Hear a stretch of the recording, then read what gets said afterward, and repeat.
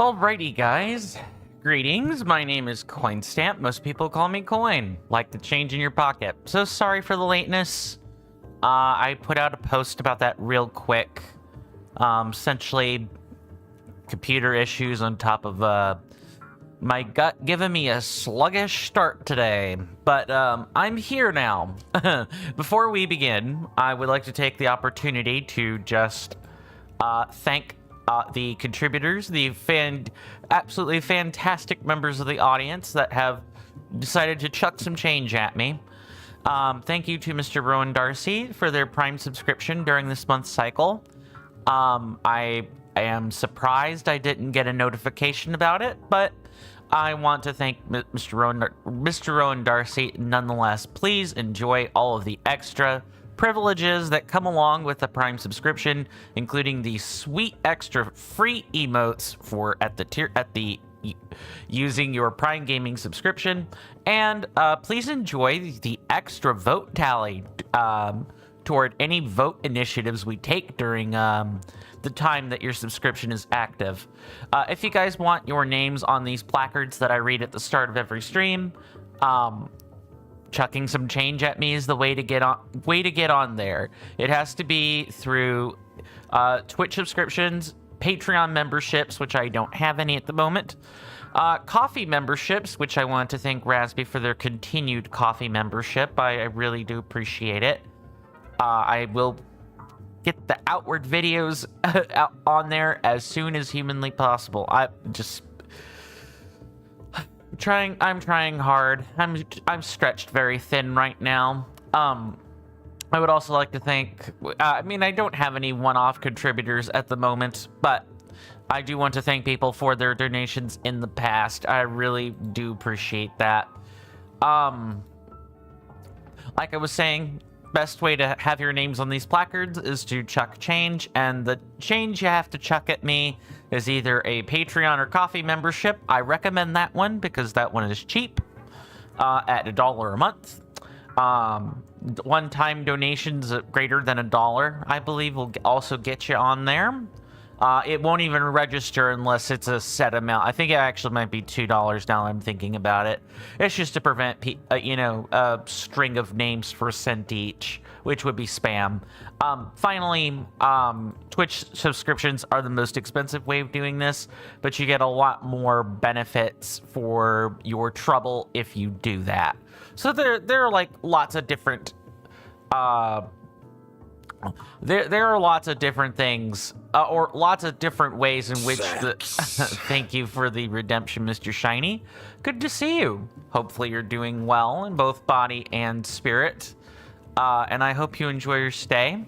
I'm going to be manually running ads just as a warning, at least for the first time, and then after that, the ads will be timed to run at their normal schedule. Again, sorry for the lateness. But let's just get into it without any further delays. One last delay we have to make is last time nope, that is incorrect. Last time we went over to Yunobo Co. HQ. We discovered that Yunobo really wasn't quite acting himself. He was wearing a strange mask. We eventually ended up having to confront him over his behavior. We had to fight him. The mask broke.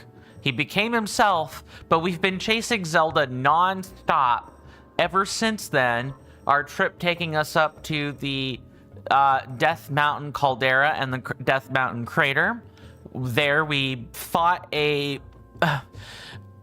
three-headed serpentine ore object named Moragia, based on Volvagia, of the serpent of the same name in previous Legend of Zelda installments. Then we went into the depths. We cracked open a couple light roots, got them, and it led us to the lost city of Gorondia. That is the name for the fire temple, like the in-universe name is the lost city of Gorondia, which I like that a lot more than the fire temple. but the Fire Temple is what I'll be calling it for ease of use. Just know that this has a really cool name to it. I did take the liberty of marking down, marking down some of the treasure chest locations. I marked what I could, using pins, and the other ones we marked using stamps. It looks like there are like 8 chests approximately per temple, which makes sense. And we've gotten 2 or 3, actually, if I'm looking at my math here, it's actually like 9 chests. 1, 2, 3, 4, 5, 6, 7, 8. Yeah, never mind. Ignore me. I clearly don't know what I'm talking about. But yeah, now we're trying to unlock. We ultimately saw Zelda go up in here, and that's going to be the focus of today's episode, is just trying to get down to this central arena here. Unfortunately, I had to kind of spoil myself with making the thumbnail and everything. So I do know who the boss is, but I'm not going to say anything right now. I want it to be a discovery for the rest of us. Mr. Shiny says, I like the build up to the Fire Temple, especially the fight at the top of the Elden volcano. Yeah, I generally like that. I think Moragia was a tad too easy, in my personal opinion. I would have liked it if there were, say, a land section. Like, oh, cool, we destroyed all the heads. Now, like, some new serpent or whatever comes out of, like, the rock chunk blocking the volcano, and we have to go fight that on foot. I would have preferred that. That would have brought it a little bit closer to the fight they were referencing, but the boss they were referencing. But I get why they didn't. Plus, you know, it's a field boss. Nintendo isn't always the best with those. Mr. Shiny then goes on to say, it reminds me a lot of Star Fox. Oh, with like the lava planet level, like Star Fox 64. Are we talking like Star Fox Adventures? You know, the game that people probably aren't gonna talk about unless you ask them to. I have not done any kind of prep work. All of our supplies are, of course, the exact same. And yes, I've also learned that I've missed a few chests, because of course I have. Just gotta figure out where our starting point's gotta be. It can't be here. We gotta go through here later. So my guess is we probably gotta start here first. I see.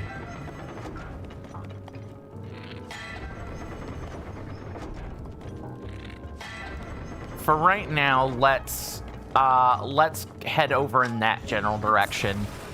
Mr. Shiny says, yeah, but in general, yeah, okay, I see what you're talking about there. Yeah, using a flying vehicle to fight enemies. Yeah, that's pretty Star Fox-like. I'll grant you that one. I am gonna run out of arrows. Yunobo, it's perfectly alright. We don't need to do anything here.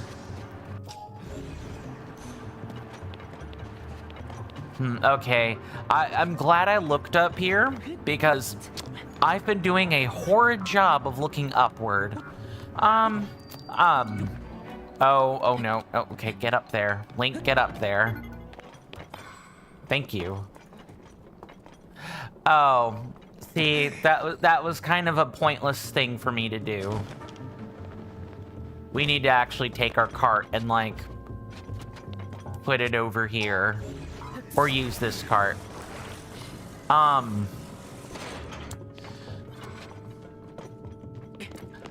Then here's a lovely question for everybody, since we're talking about Star Fox right this second. Have any of you guys played a Star Fox title? Now, I have played Star Fox 64. That is something I've done. I've also played Star Fox Adventures, aka Dino World. Oh god, anyone who's, like, remembering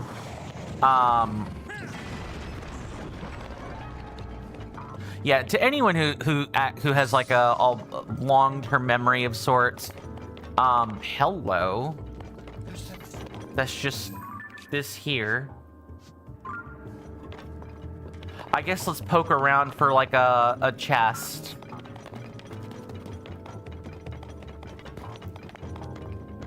Gotta probably be a way in there. Might be underneath.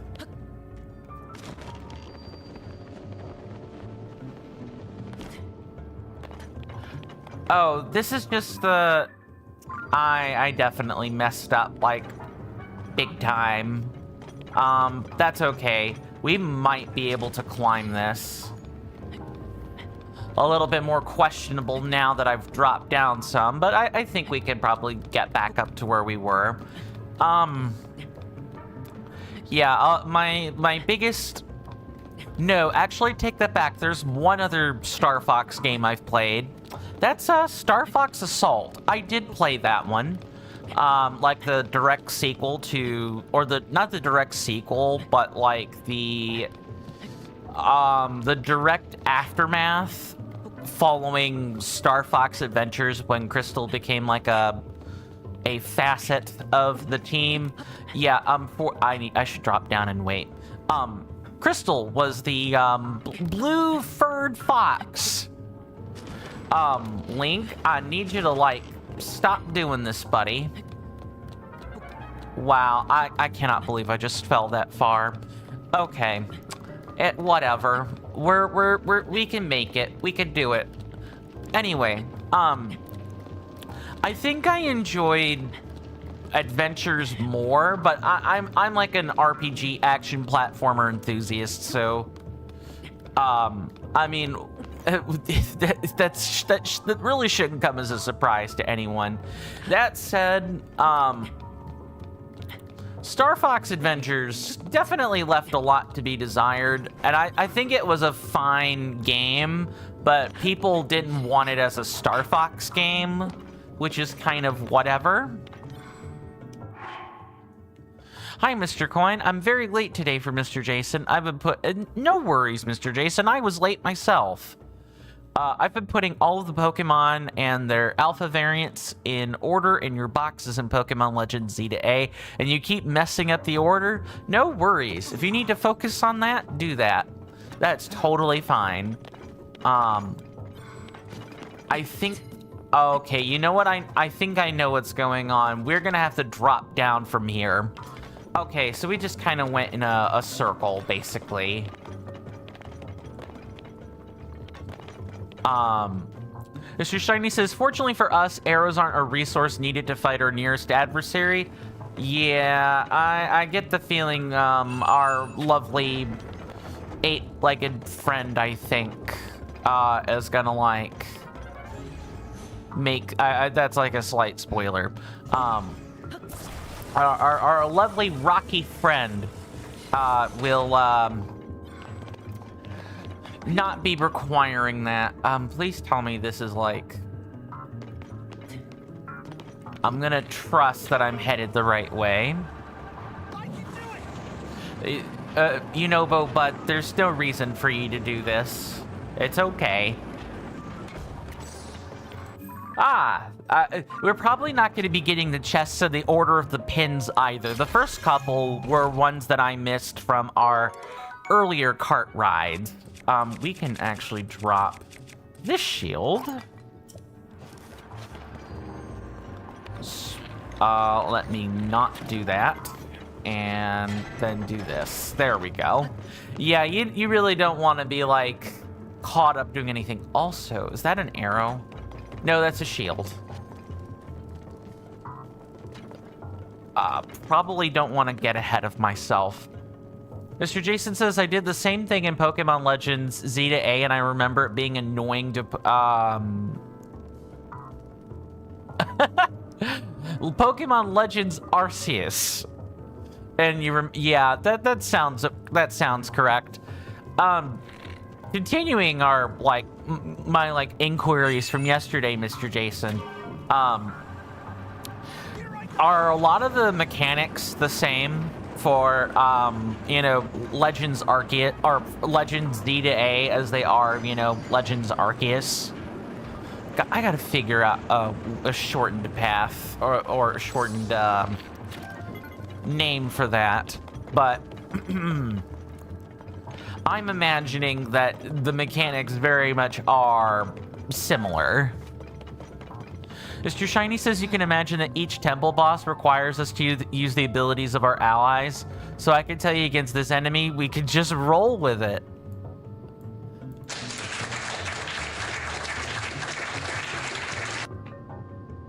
Mr. Jason says yes, the battles are in real time again. Well, I mean, hey, that's a marked improvement from the turn-based battling of most Pokemon games. Not that I have a problem with that. But not everyone necessarily enjoys turn-based mechanics. A lot of us here in the West are finicky with them. Okay, we need to figure out what's coming next. What about this?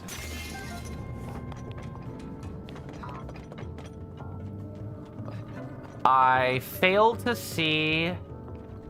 Oh, there's an elevator. Oh, okay, got it. That's pretty cool. Hey, you know what that means? We could go down and grab these chests real quick.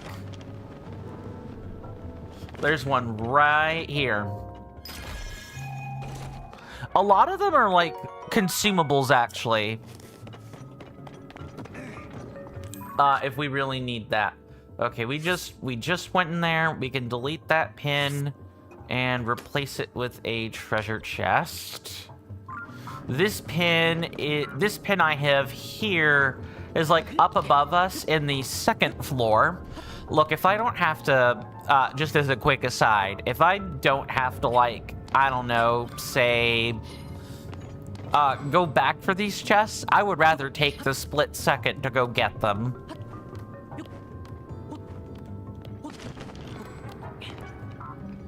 Come on, Link, get up there. Thank you.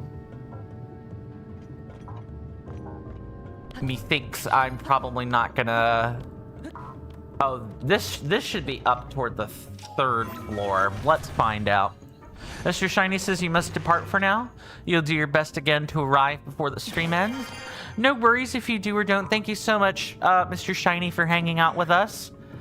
You know, do rest well. Do be well, my lovely senator. And, you know, I hope to see you again sooner rather than later. But if not, do take care of yourself.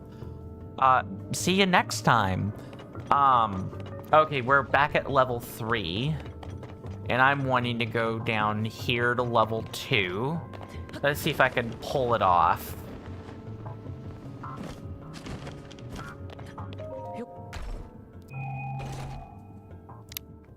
Okay, I did pull it off. See, lots of arrows today. That's a chest right there. And then we have... I still think there's one in the internal I want to go, like, check. And also, can I just say that this is way less annoying to do you know, with this franchise as opposed, or with the wild part of the franchise as opposed to, like... Okay, I don't think I'm gonna be getting anywhere with this. Except if I, like, maybe use the sea mirror. Like I was saying, I do find, backtracking for treasure chests less annoying in the Wild series because, you have a lot of abilities at your disposal to, like, quickly cut through the chaff. Also, a lot more rooms are just open, right? Like, they're open, they're exposed, you're not having to, like, do a whole bunch of rigmarole to get something, usually. Especially here in Tears of the Kingdom. There really isn't all that much rigmarole you have to do to backtrack. Whereas, say, if I had to, like, backtrack for a chest in Ocarina of Time in the Fire Temple, oh my god, I would probably be pulling hair out right about now. Okay.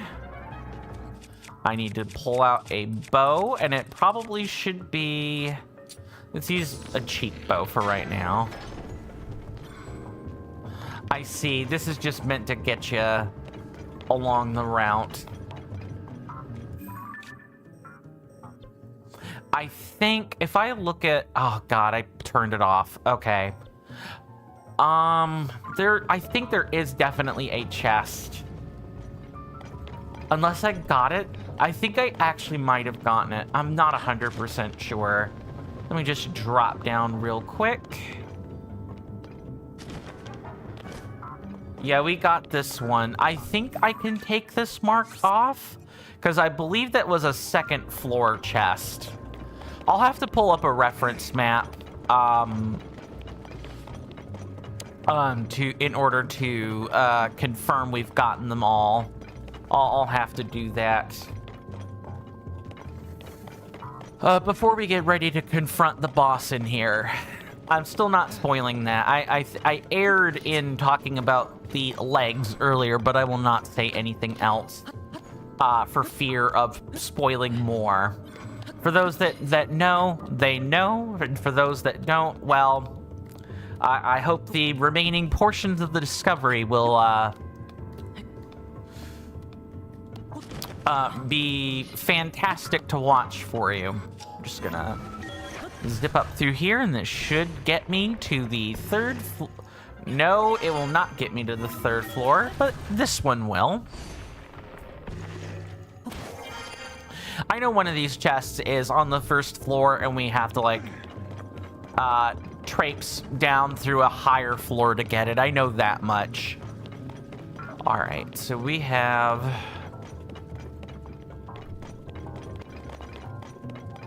I wonder...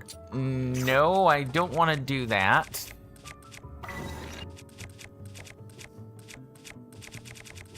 Hold on. I remember there being a material that's like, hey, you put this on a bow, on an arrow, and it'll fly farther. Is it the eyeballs? It might be the eyeballs. Let's see.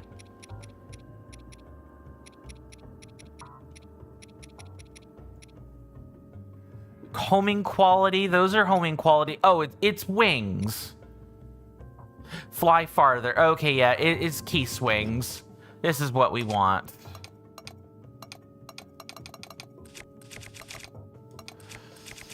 Okay, gotta zoom all the way over to find this.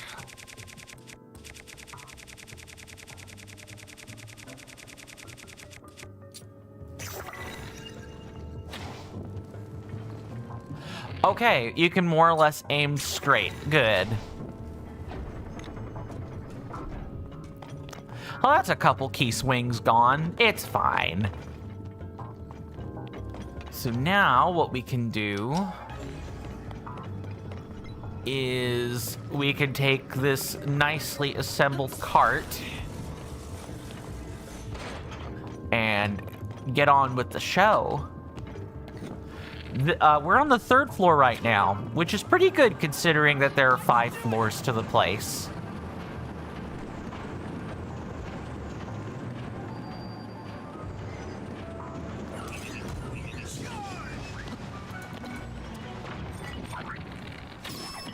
I don't think so. And I would like to... Yeah, actually, this is the better weapon to use here.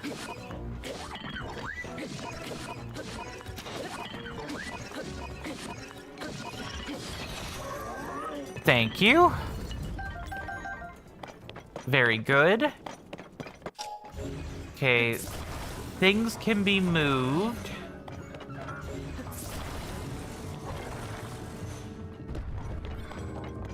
Ah, I wonder if that's enough to do it.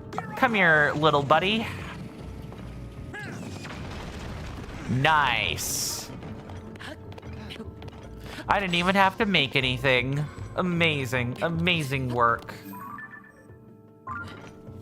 Okay, we definitely get a treasure chest in this room. And we can kind of use our abilities to help us with the shortcutting.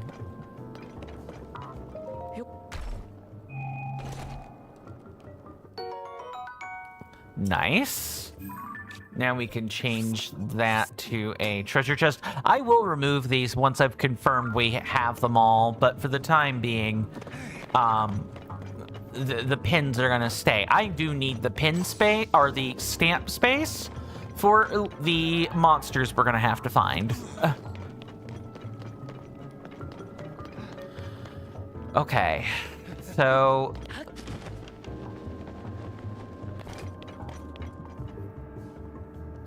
I see that we have... Okay, so I think what we want to do...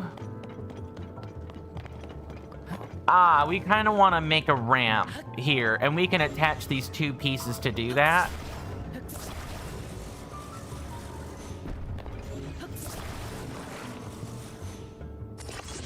There we go. And then we can do this. Or so he says. Oh, I see those slats in the back there.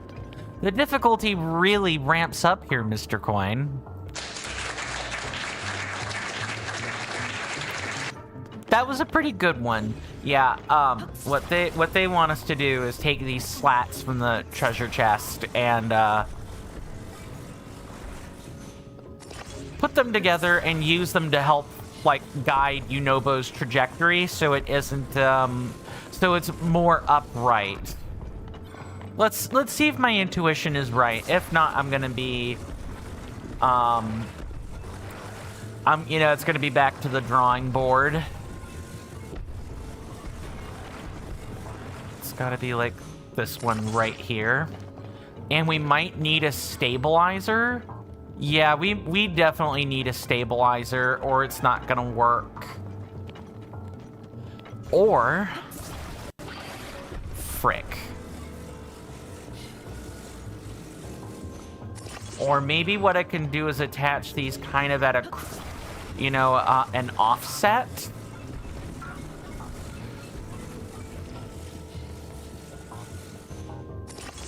It's not gonna work. But I think I have about the right idea. We just need to like...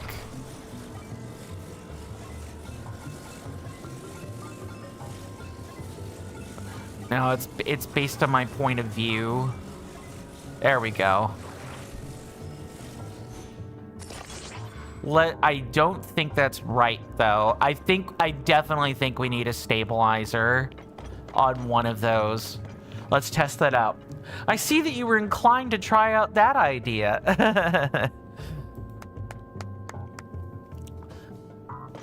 Mr. Yunobo, would you like to jump down here, buddy? No, I guess I'm gonna have to manually aim you down the ledge, then. Are you freaking serious? I'm beginning to see what my sibling was talking about when they were like, the AI is incredibly stupid. Yunobo, would you like to come over here now? I think I'm gonna have to do this. Nope, that doesn't even work. Not even a little bit. Can I nudge you off the ledge? There you go.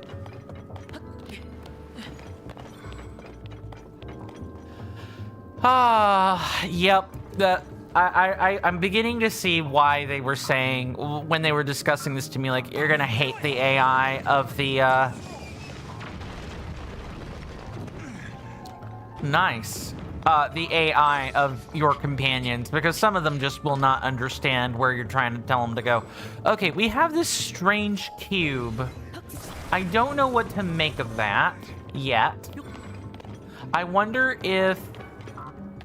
Just looking at this here, I wonder if we're supposed to take this and maybe put it up here.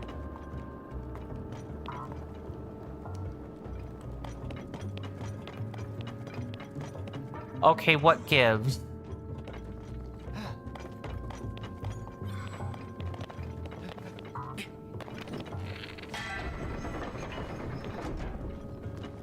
Okay, that doesn't actually do anything. Let's leave that alone. This track is just broken. It's borked. There's nothing to do about that. Is that an enemy cart? That is an enemy cart. Okay. I think that's what this 2-cart setup is for. It's mostly just to, you know, allow one to move. Oh, no, that's not what that's for. We can unhook these.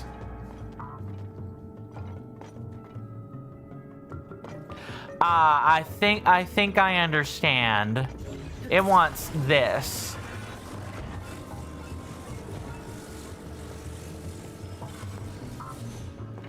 Yeah, it wants this. It just also, I would like to have like a, I don't know, I guess I'd like to maybe have some place to stand. Welcome back, welcome back, Boyo. Thank you so much for stopping by. Good to see you. Hopefully you're doing well in both body and mind, and I hope you enjoy your stay. You've come in just in time. We're continuing to crack the case of the Fire Temple, and you ask, what version am I playing on?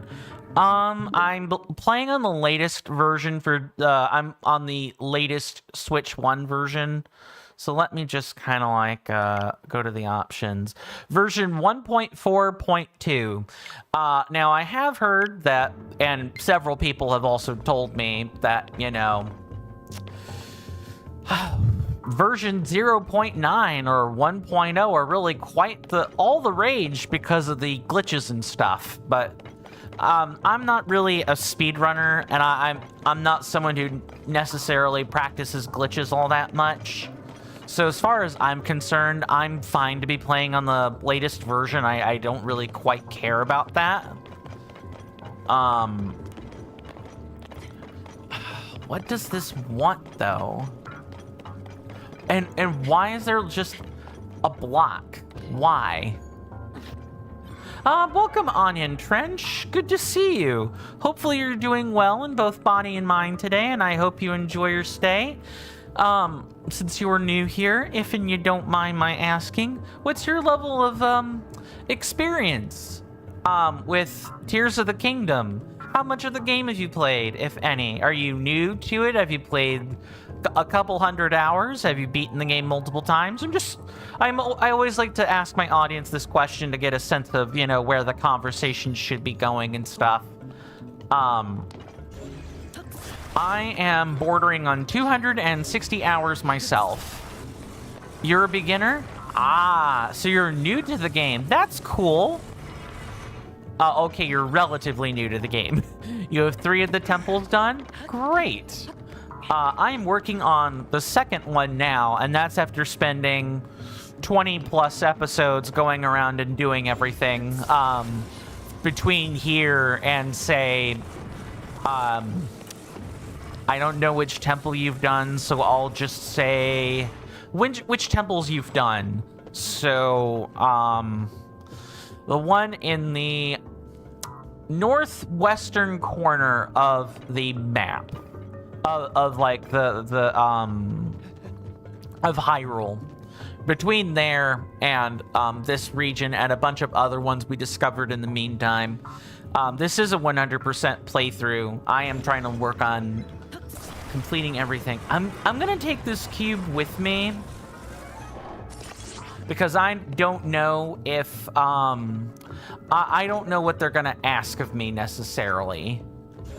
Although I think I probably want to attach this to the top of the hook as opposed to anywhere else. Ah, the wind, water, and lightning temples. Makes sense. Yeah, so this one is definitely one you've not done yet. I don't know if you're working toward that or anything. I can just take a fan. It's fine. Although, what the heck is that? I see something over there. I apparently never spotted it. It's a balloon?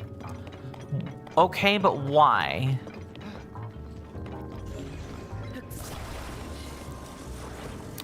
I don't quite rightly know what to expect here. Alright, let's get in this and maybe go from there.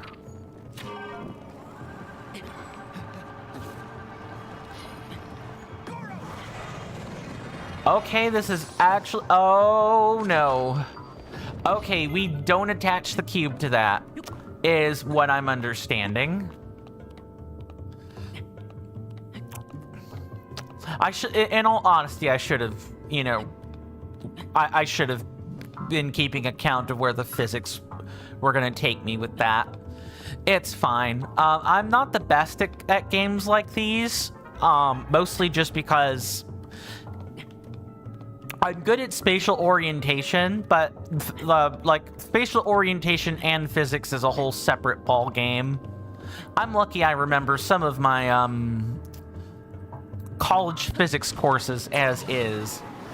Okay, so basically what I'm hearing is we either don't need that cube or that's gonna like bite me in the butt later.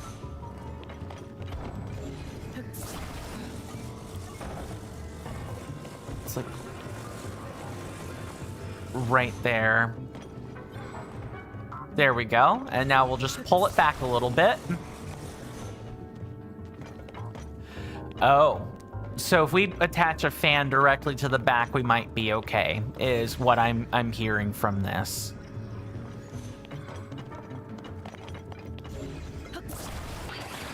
Or maybe the two carts being hooked together are suddenly going to make a lot more sense. Let's save, because I think if I reload this save, the stuff is gonna go back to the way it was.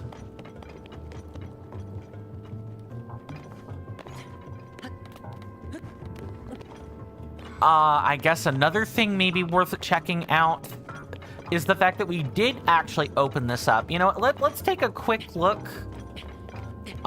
Just to see. I'm just curious. Let me also make sure I'm not missing chat here.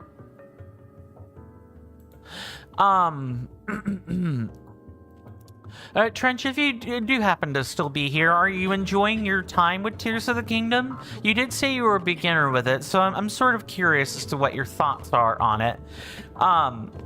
Even though this is my first time playing, out of the 260 hours, you know, I've spent playing the game, I do quite enjoy it.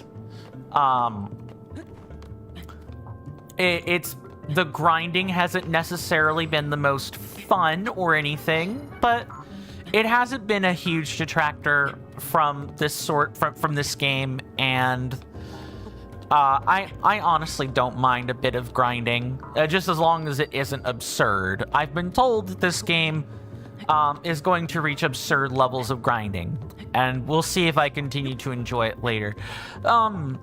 Trench says, yeah, that's good. I'm glad you're enjoying it. Oh, there's just a straight up gong here. All right, I'll take it. All right, Yunobo, ring this for me.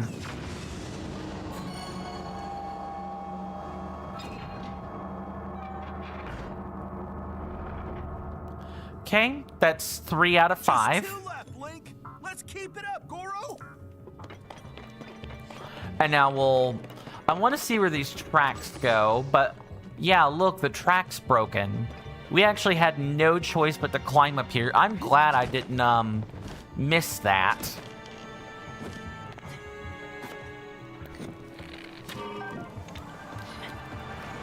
All right, now we just slide along. And hopefully we don't bump into the top or anything. That actually worked. The Red Rock Arachnid is a hilarious name for the Marble Goma. Why, thank you. I worked hard on that thumbnail title. Like I said, I had to spoil myself just to sort of... I had to spoil myself on the boss just to make the thumbnail. That's kind of an unfortunate side product of doing business when you're making content for games like these, is sometimes you have to spoil yourself. But I'm glad you think that the name is fitting. Let's see. I think in about 8 minutes, I'll probably go ahead and take the commercial break, and then we will schedule the commercial breaks to... Oh, I kind of need to offset this better, is what I'm understanding. Yeah, I'm gonna have to manually time the next one now that I think on it. Boyo asks, have I been to the depths? Yes, I've been to huge chunks of the depths. Let me show you. I haven't been to the entirety of it. There's still some things I don't have, of course, but that is being fixed one region at a time. Let me find where I am again. Don't worry, we will be getting to the entirety of the depths as well. It just takes a lot of it takes a lot of work more than anything. Okay, so are they wanting us to ascend to the next level?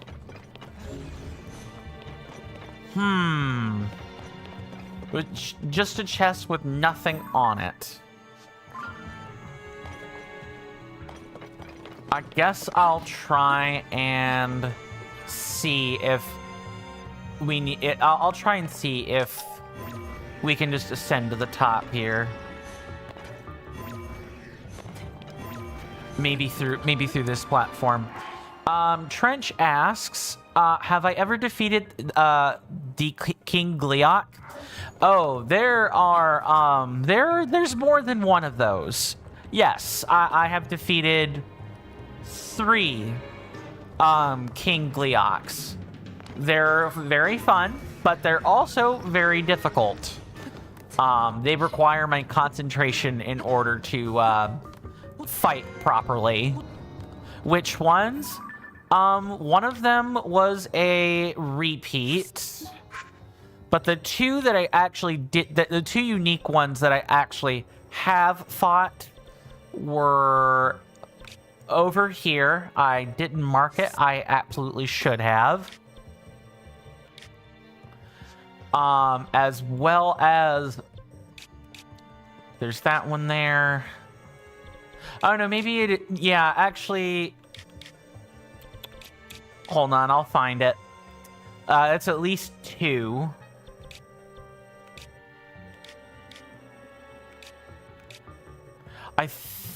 No, they usually have like a necked shape to them.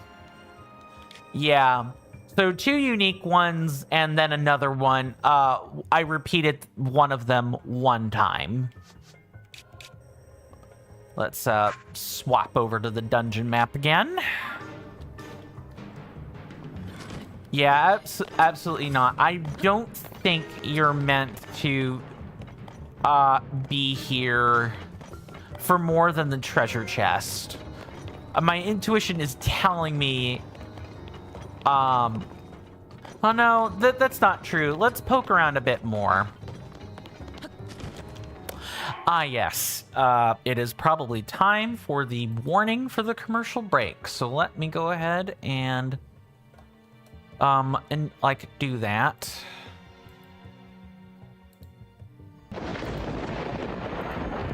You hear that off in the distance, my senators and inductees? That is an ad storm. In about 5 minutes, it'll blow over us, and then we can get right back to the gaming. Thanks. That, my fine friends, is the manually triggered warning for the commercial break. We do take those around here.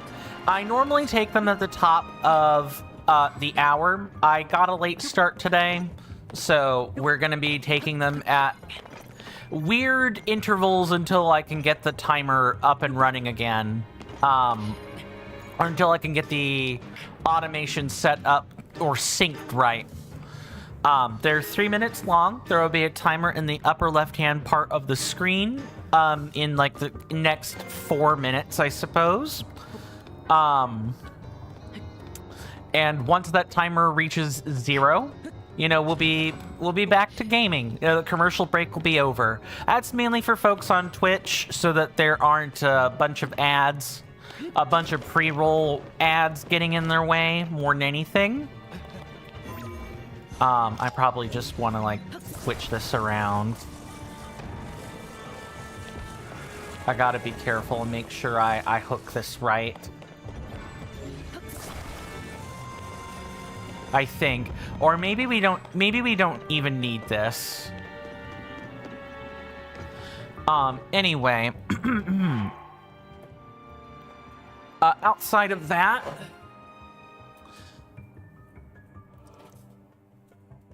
if I didn't have to run the commercial breaks, I wouldn't. But since I do, it's just the rules required to play along with Twitch's game, which may or may not be changing very soon, depending on the aftermath of this whole deal with Daniel Clancy's, like, screw-ups. We'll have to see. That said, if you like my content and you do wish to and you wish to support me for free, you're more than welcome to do that. Subscribing on YouTube or following on Twitch are great ways to ensure that, you know, I get an algorithmic boost. Hello. Yes, would you like to maybe push or lift off the ground? Let's shift that around. Thankfully it's tethered on the hook, so we could just do it like that. All right. Gonna have to lose that arrow. Never mind. Not great. Well, at least we're alive. That's the important part. And also, this is probably I'm a little bit off my game thanks to being late. My bad, honestly. Mr. Jason, if you would please, for the folks on Twitch, would you mind sharing the Discord server with them? I do have a Discord server. I'll do the same for the folks on YouTube.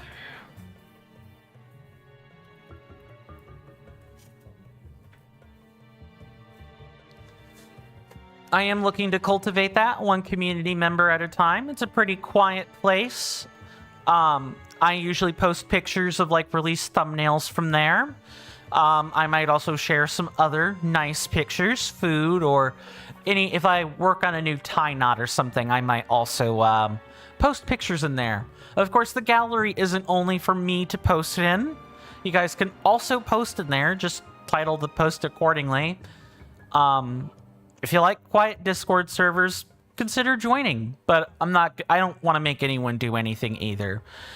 Trench says, I've killed Gleoks often, and you haven't gotten a single Gleok gut. They're kind of a rare drop from my understanding. So that kind of checks out. I've gotten what? I think I've gotten 3. No, I've gotten 4 during my time playing.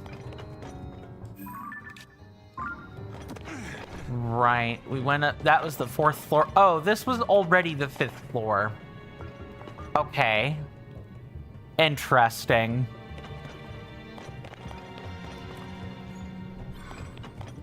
And we have that gong over there.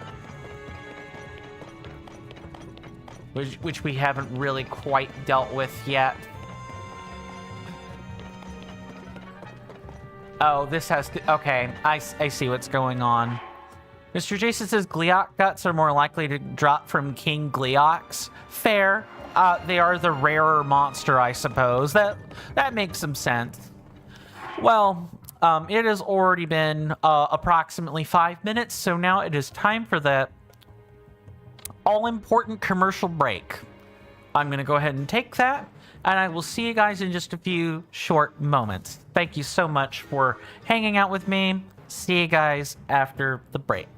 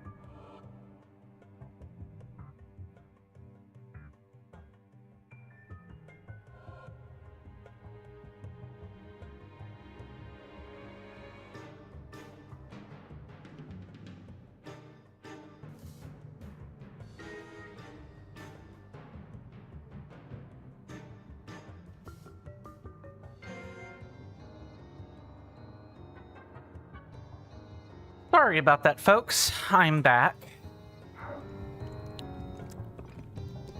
Let's attempt to get things schmovin', shall we?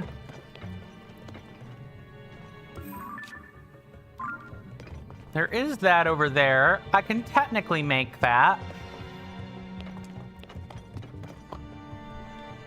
Wasn't this just for a chest? Hold on. Let's see if I'm right. Yeah, we already got that chest. I should edit that. That was real silly of me. Thankfully, all we have to do is climb and we'll be back toward making progress in a moment. Thank you very much, Seribot, for banning that bad bot. Been having quite a few of those lately.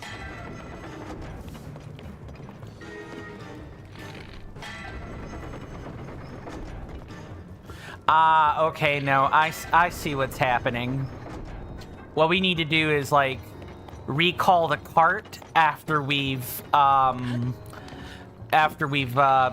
that upward. Here I go. Nope.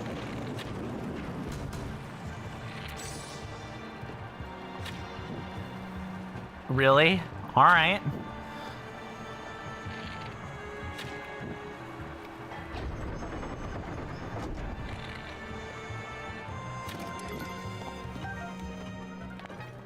And then we just tilt this around like so. Oh, I may be going somewhere I've already gone. Let's find out. Also, let's make sure I've not missed chat. Okay. YouTube chat. Do be YouTubing. I'm sorry, what?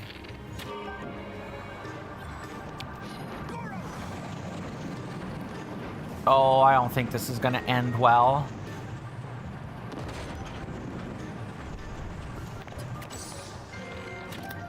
Never mind. Alright. I have clearly... Wait, what?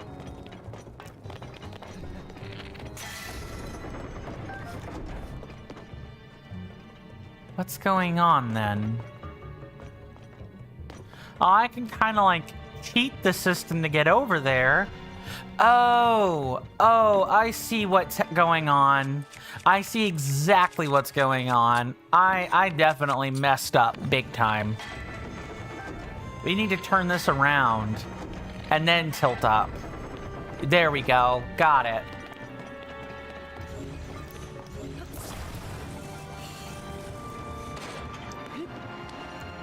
Things haven't been confusing so far.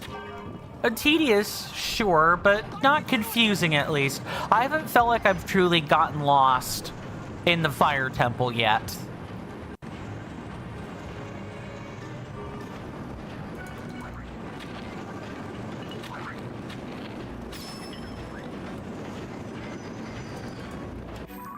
Okay, and we had... I saw a chest earlier, but I have to be focused on, like, the current, dealing here. Come on, Link, move around.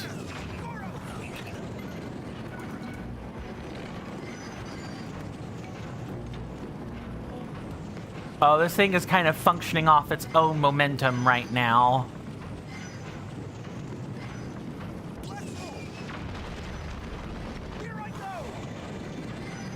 This thing is actually functioning off of its own momentum, which is just crazy.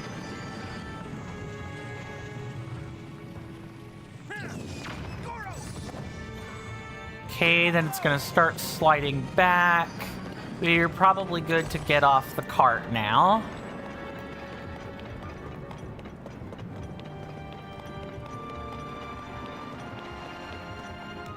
Interesting. Okay.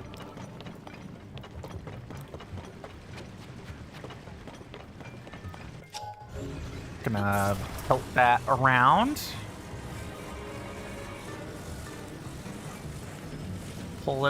pull it a little bit, and then get this spitting out more platforms.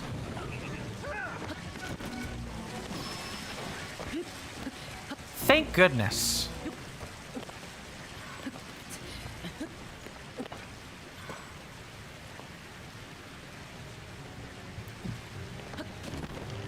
And then we've got a chest. I think that was the one we passed by earlier.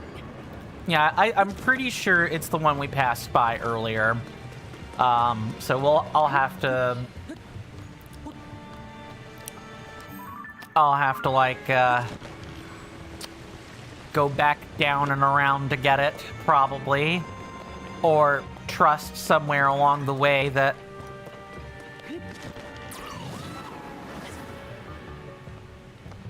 we're gonna bump into this chest.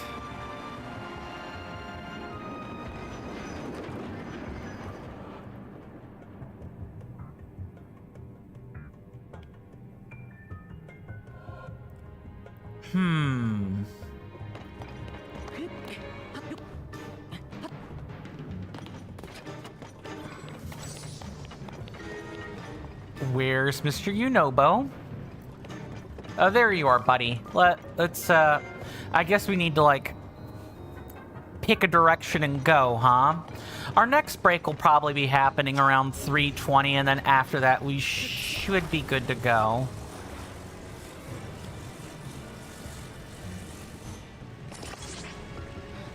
Probably.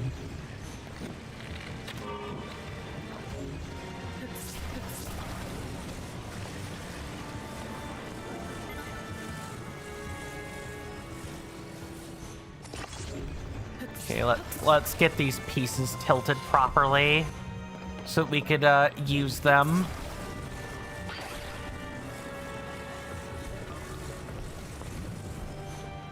Just like so. We probably need what?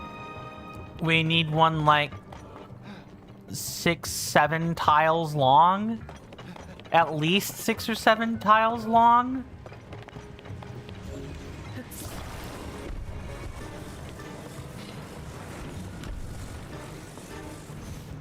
So what do you guys think about the lost city of Gorondia, aka the Fire Temple? I am quite enjoying it. I don't know if I like it more than the legendary Stormwind Arc, but I think that's just because of my affinity for air-based things more than anything else. What can I say? I generally like air temples, or things having to do with air or wind or storms. I quite like that. It's usually got a nice bit of theming to it.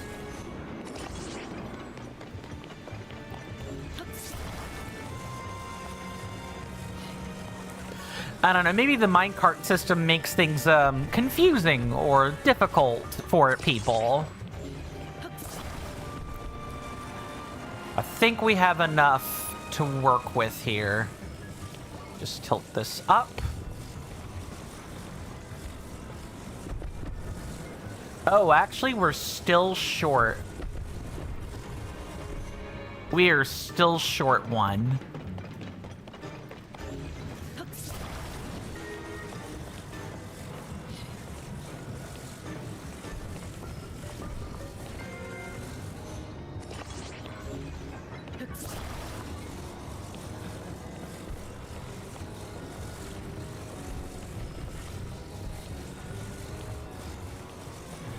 Hold on. I want to save here, actually. Before I do anything, I doubt it's going to save the configuration of anything we build, but I feel better doing it.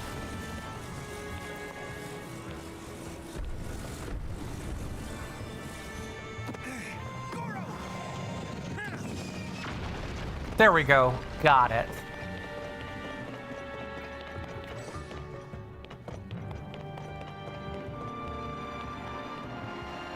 Okay, and this is our way to the last gong. So then we'll just do a clean sweep of the treasure chests afterwards.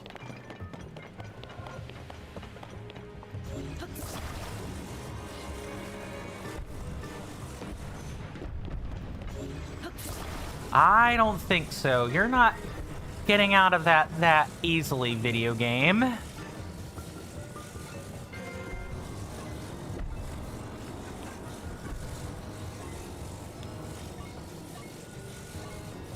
There we go. And we just angle it up like this. That is angled too far forward. That is not angled far enough. There we go. Got it. Here I go. Charge!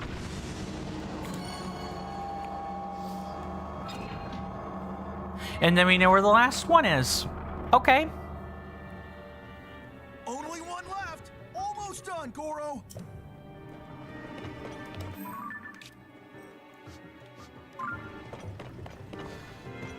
Okay, let's unlock the way. Let's unlock the shortcut.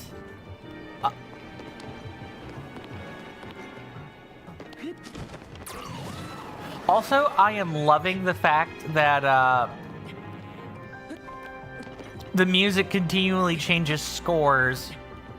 Like, adds some new stuff. I think that's actually really cool that it does that. I'm gonna shut up while the new score is playing.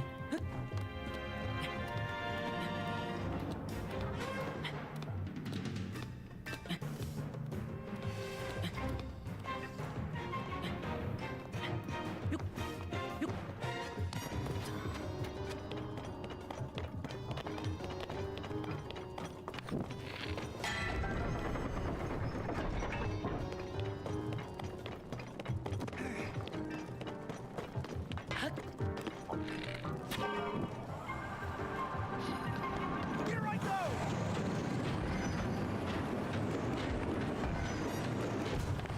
Okay, and I believe we also now have a way up. Yeah, actually, we can use this to, like, turn around. I can do it.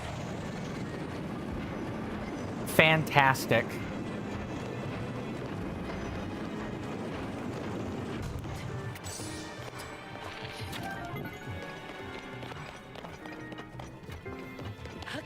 Alright, now we just make the climb around nice and slow.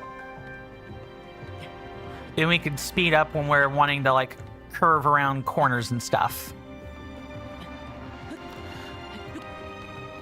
I have to say that the music production team did really good on this, along with all the composers. The music really helps with the segments, you know, making them more bearable and such. Okay.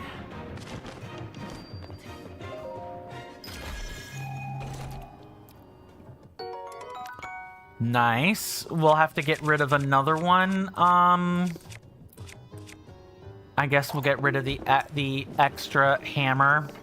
Goodbye, Moblin Hammer. I hardly knew ye.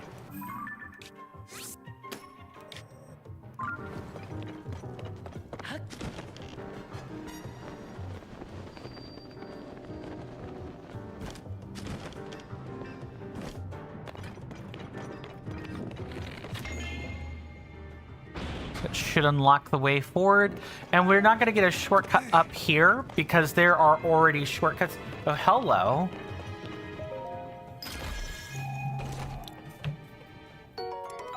Well, Mighty Zonite Longsword. I'm having to get rid of a few things, but honestly, it might actually be fine given what we're dealing with. Oh, God. I guess I'll get rid of...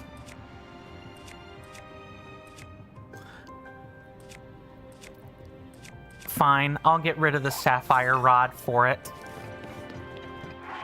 And what are we gonna put on that? Probably something nice and blunt. Yeah, something nice and blunt, like a Frox Fang will do nicely.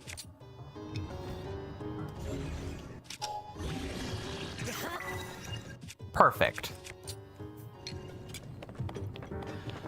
Okay, let's go ahead and activate this.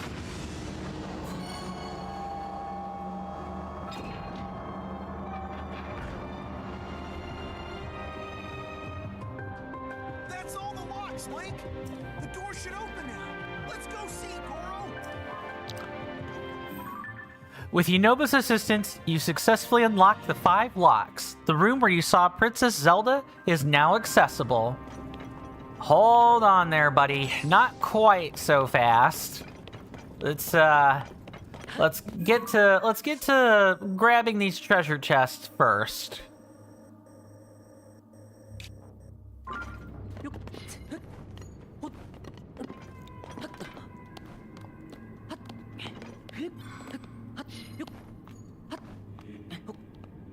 Gotta be careful here. Oh, I don't think I'm gonna make that. Okay, well, that's not true. I can try. Let's try. We've got a wheel left. Let's be careful.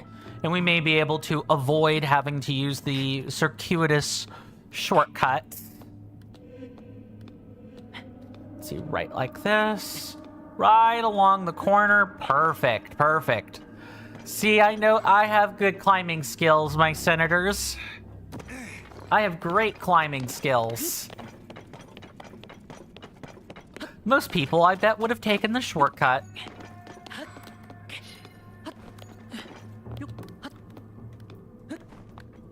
Which, I mean, that's not necessarily a flex. That's just like, I'm glad I'm able to do that more than anything else.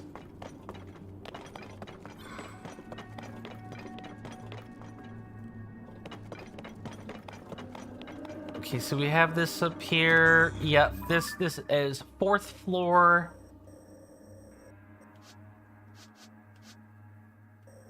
We have this. So let's see. So we definitely had one right under here. Let's see.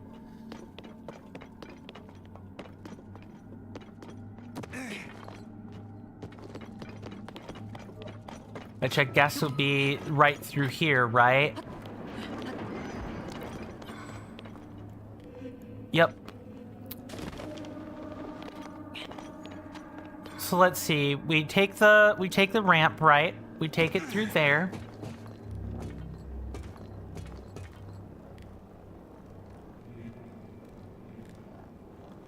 And that's like a shortcut, right? I'm trying to do all this. Like the fire... I'm dedicating the entire episode to the fire temple, so... You know, if we don't make it out of here, you know, I'll push to at least get the boss done, but... I am taking today to focus on it. And if we do other stuff, that's a bonus. Just climb up.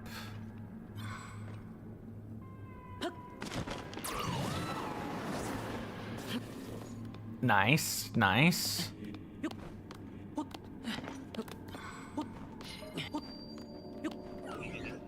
I thought we would have seen someone new here alrighty. Don't even think about it. Alright, so then this over here takes us to one of the chests.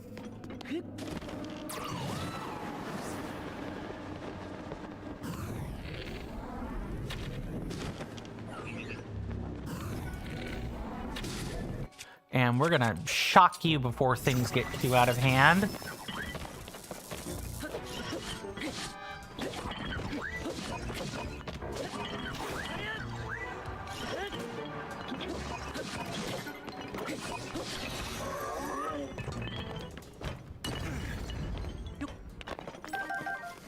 I will definitely not think, like, having some metal weapons is just good. We're running out of non-painful ones, though.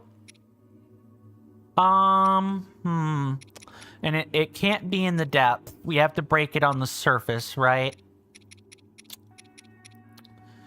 Might be time to kiss the Frost Talus sledge goodbye. It's fine.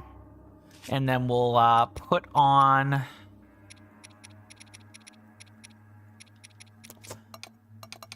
We'll put on a... Silver Lizalfos horn for this one.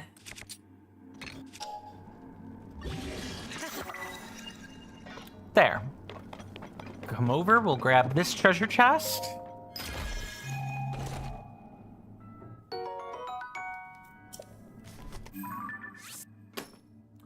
Okay, I believe there were 5 here when I looked at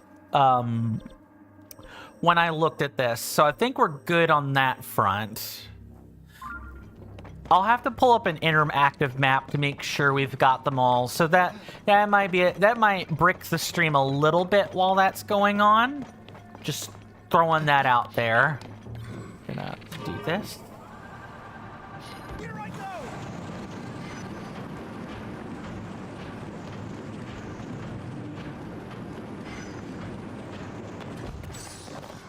Just gonna turn that off. Head over here. Hopefully everybody's enjoying the gameplay. My commentary does feel a bit stale today. Ooh, that would have been nasty. Thank goodness that did not happen. Okay, but why? This is like functional, but again, why?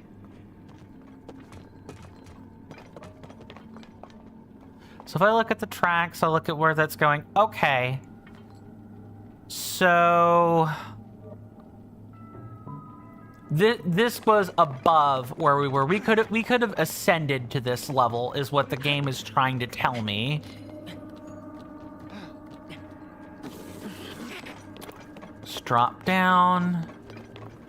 Maybe head over here.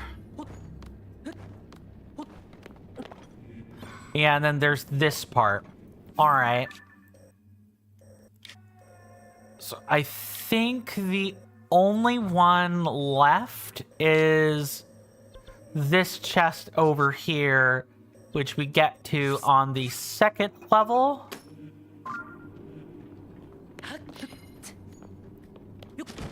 So let's put our parasailing skills to the test.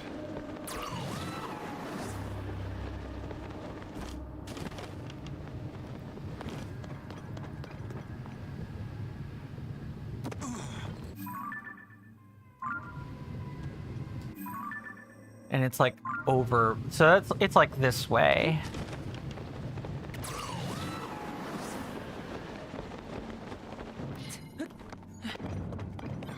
Drop over here. Head up this way. Good going, Mr. Jason. I take it you finally sorted out and organized all your Pokemon. It's this right here. It took 15 whole boxes to sort. Ah, that reminds me of when I was doing when I was playing Pokemon Soulstones 2 on my own. That was definitely a and I was catching every Pokemon in the fan game. It would routinely take me 15 boxes to sort through. Not even quite a third of the Pokemon in that fan game. If you guys do like good fan games, do check that one out. Okay, we're gonna sort that right here. And we definitely went through and got the treasure chest here. We had that whole hub up. It's like right over here, basically. So now I'm going to take a quick crack at an interactive map and just make sure I have all of the chests. Because if I don't, we need to spend more time looking. Like, we can go back through the area once we've beaten it, probably. That doesn't mean I want to do that.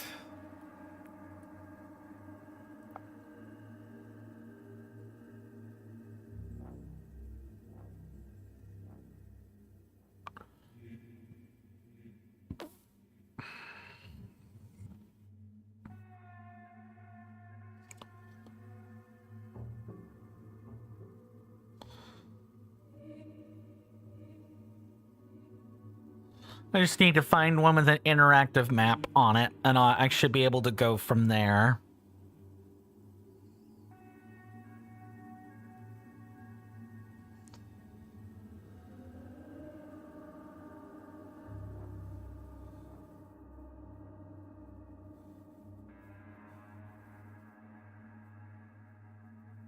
Nope, that is the wrong site. Let's try...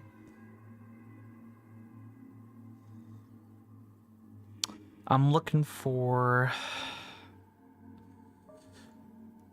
Zelda Dungeon should surely have one. An interactive map. You know, assuming the internet isn't malfunctioning. Thanks to, like, the Amazon service outage that happened yesterday, I hear, like, over half the internet just stopped working. I hope that's like an accidental one, by the way, and not a, oh, by the way, the governments of the world want to sabotage the internet so that they can't, there's no worldwide communication of nefarious plots and things. I'm gonna hope that's not a thing we have to worry about.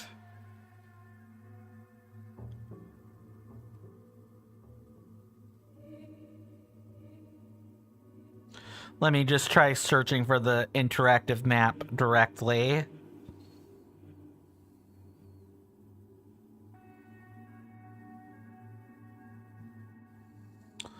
Okay, I'm just gonna swap over.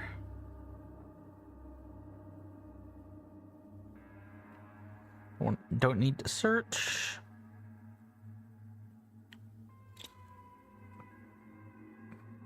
Okay.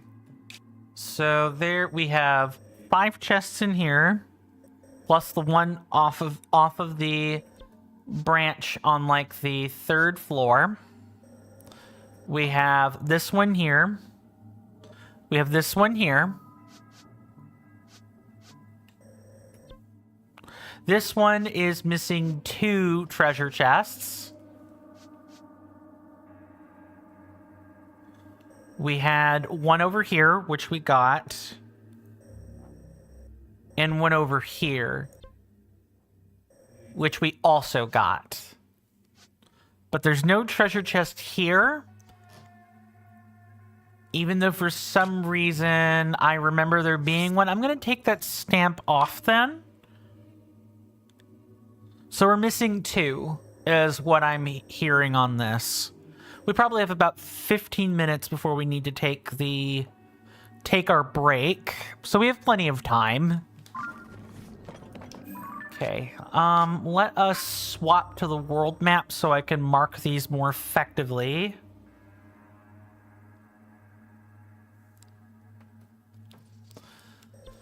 Okay, here and in the dungeon, that is gonna be the 4th floor.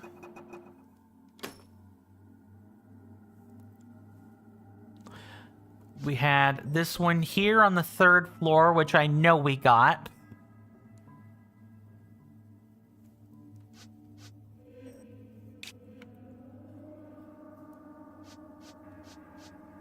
Oh, but didn't we just get that one? We should be able to just easily go back. Okay, which one do I not have? Let's go over and look.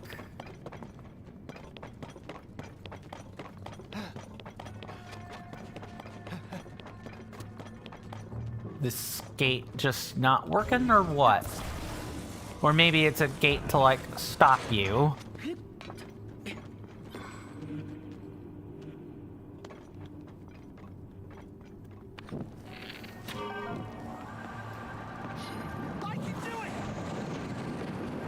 Okay, well, they're definitely meant to circle around.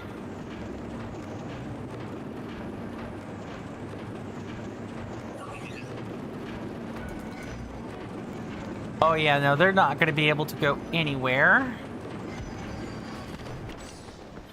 Just come back over. This is the spot right here where we fell down. Okay, I didn't mark one is what it was. Okay. Okay, we definitely have that one. So then it is It's either on the 3rd floor or the 4th floor that we don't have. We just don't have it. All right, let's find it. And then we'll have everything. And for I'm going to also hope that the boss fight isn't incredibly long, so that maybe we could, like, do that on top of, you know, getting ready to take the break and everything. Not 100% sure how this is going to unfold since I'm having to manually do everything. And once we do that, we can proceed. So this is the 3rd floor chest. Okay, so it's the 4th floor chest we don't have. That's definitely gotta be it. It's the 4th floor chest.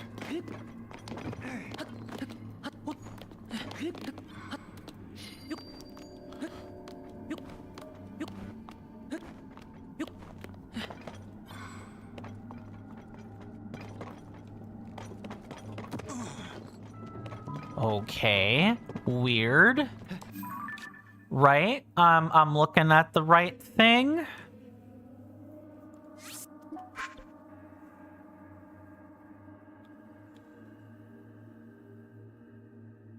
Ah, I see. So it's not actually on the 4th floor. It's on the 5th floor.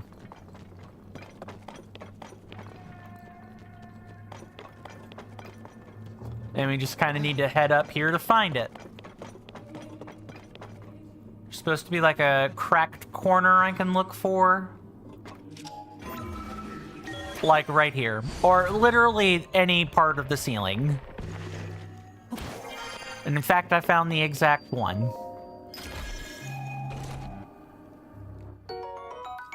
Nice. Okay, gonna go through the treasure chests one more time. So make sure we have them all. We have the 2 up in the northern section of the map. We have the 3 in this tower. We have the 5 that are in this central area, plus the offshoot. Then we have that one there, and that one there. Yeah, we have it all. Okay, cool. All the treasure chests done. I can remove all these pins now. And how many pins do I have? Ooh. There's definitely going to be more than 300 enemies, for sure.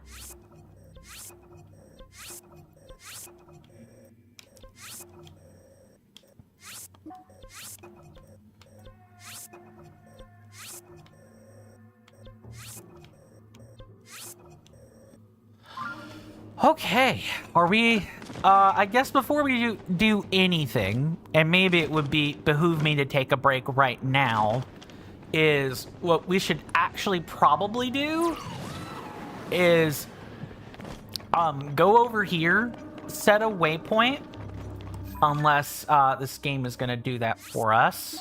Yes, we can already travel here. Good. What we're gonna do is we're gonna exit momentarily. We're gonna go anywhere with a cook pot. Probably Lookout Landing. That's just the best. Link, are you going somewhere? I'll keep up the search for Princess Zelda on my own until you get back. Thank you. Just wanna take the opportunity to make some food. We're low on food. We have no max health food, for example.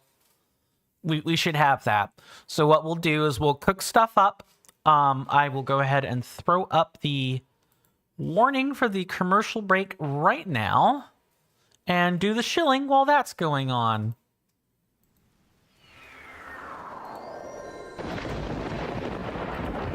You hear that off in the distance, my senators and inductees?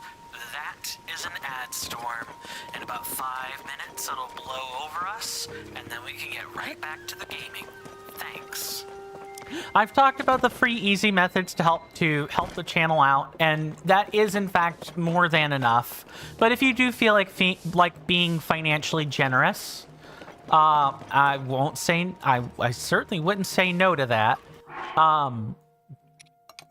we'll just go by the type now, and we will start making some recipes. Let's see if we have any. I have plenty of avenues for your financial generosity should you want to get, should you want to perhaps, support me on that front.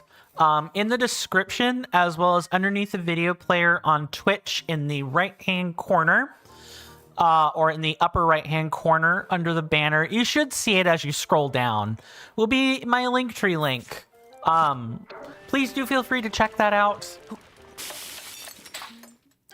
I have Patreon, Coffee, I believe on Twitch, I also stream elements, plus all of like the baked in options on Twitch itself as well, including like bits and other stuff. All of it is much appreciated. I'm currently working towards a gym membership. If you want to know what you're helping me towards, it's that. I think we've made enough of the hearty steamed mushrooms, and let's see. I would probably like to have a fireproof potion because I want to wear the barbarian armor during this fight. So we're just gonna use the last 4 lizards and go from there.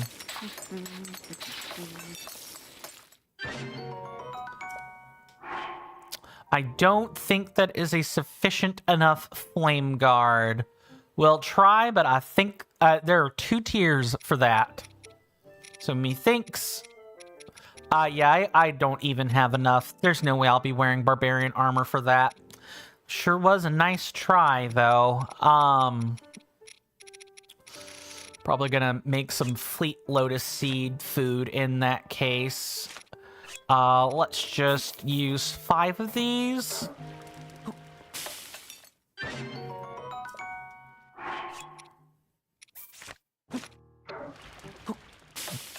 And I'll need to farm up some more apples and lotus seeds in order to continue making this food. And then as for this, we'll just make...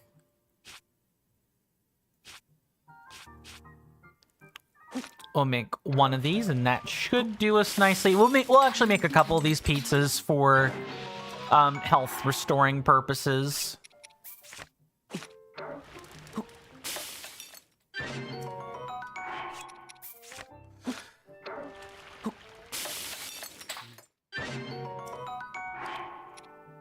Only financially support me if you like my work, though. As per usual, you guys know the spiel with the commercial breaks. They are at a different time than what I would normally do, but the usual prescription for them does apply. There'll be a timer in the upper left-hand section when we take the break. When it hits 0, we'll be all good to go. We'll be ready to game, among other things. I highly recommend you guys take the stretch break with me, because I will certainly be taking a stretch break just to keep the DVT in check. We're gonna spend the money, and we're gonna go to a shrine, and we're going to go rest. We're gonna do that so that we have 3 extra hearts. I think we have a sleepover ticket, so it may even be free to use, as well as like an extra full wheel of stamina should we actually need it. And then we should be good to go. Man, imagine if Link slept in this clanker of a suit. I can't imagine getting any amount of fitful sleep wearing this. Hi. You're here early, aren't you? Welcome to the stable. A Melania bed will cost you 50. Uh-huh. Morning, please. Oh, we don't have a sleepover ticket. That's fine. Lakeside Stable, the Dondons, the Dondons? The Dondons. These ancient creatures, the ancestors of horses, can make precious gems out of stones. Interesting. Dondons. That sounds like Dandadan a little bit. Mr. Jason says, never mind, I messed it up with something in box 3, and so you're having to sort out boxes 3 through 15 all over. Yikes. That said, I do have the confidence you'll, make it through all that. It's probably just tedious more than anything. Yes, I did hear a message, Embry, thank you. Plop. One last thing, have you already seen the Zonai ruins at Dig Dog Bridge? You can get there by heading west down this road to a 3-way intersection, then turning south. I've heard that the Zonai ruins that showed up there are the biggest in the world. Well, I thought it sounded interesting. If you haven't seen them yet, you should take a look. Alright, we're gonna go back over to Lost Gorondia. We'll take that break, and then we will fight the boss. I just think it's going to work out better if we take the break here as opposed to at a different time. That's all.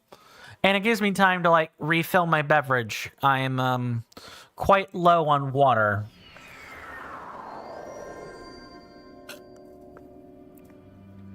Link! I've been waiting for you. Now let's go find Princess Zelda. Gee, you didn't have the wherewithal to go find her yourself, bud? You know where the gate is. As far as I'm concerned, I think you're the only person that's actually needed here, but whatever. Anyway, we're gonna go take that break now. Thank you guys so much for following along with me and, hanging out. I really do appreciate it. That commercial break will be well and over before you truly know it, and then I'll go ahead and sync up things to run at the appropriate times. Anyway, see you guys then.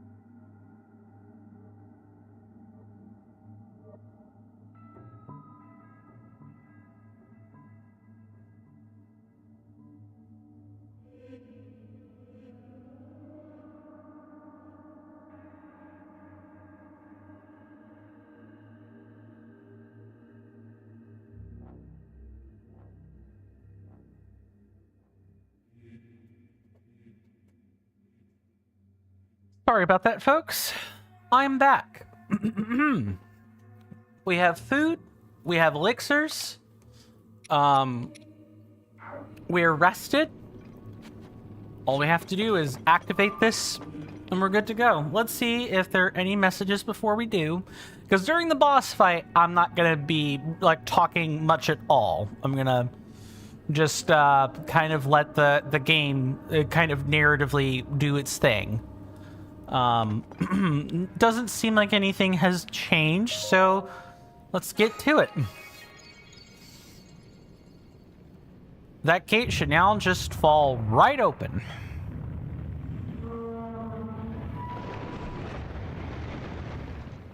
Huh? It opened. We gotta smash those red rocks and rescue Zelda. Okay. Camera and microphone are gonna go away for a few hot minutes while we just take in the cutscene, I suppose. See you guys when the boss is active.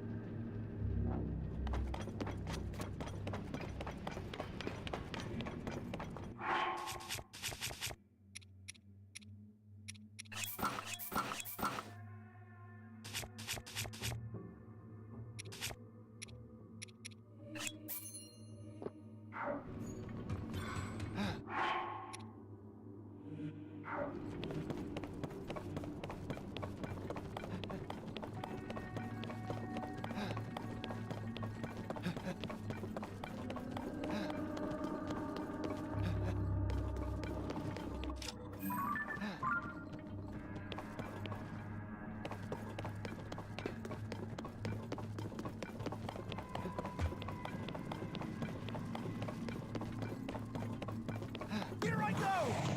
Let's roll!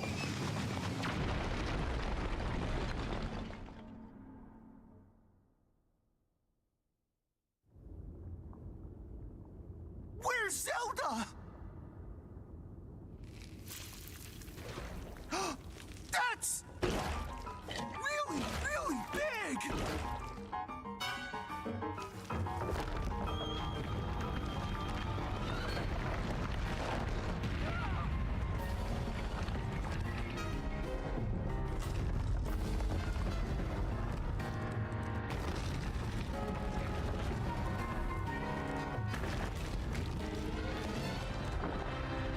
Oh no! Is Zelda inside the monster?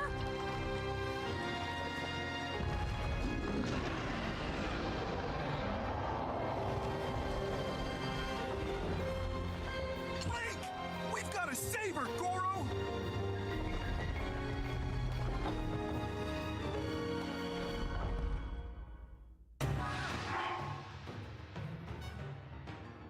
Sorry about that. I just wanted to make sure that cutscene played out without any interruption on my part. Hey there, Aelin. Welcome back. Good to see ya. Hopefully you're doing well in both body and spirit today. Hope you enjoy your stay. You've come in just in time. We're about to crack open this red rock menace and get to the bot. I'm pretty sure this thing is responsible for the marbled rock roast, and I have some thoughts about that after we're done with the fight. Aelin says, any bitches rammed? I assume there's about to be. I'll see what I can do about... well, I'm afraid I don't know if Yunobo's little fire charge is gonna count in all of that. Probably not, because it's not an explosion and it's not a Zonai device. Come on, Yunobo. Alright, we've toppled it over.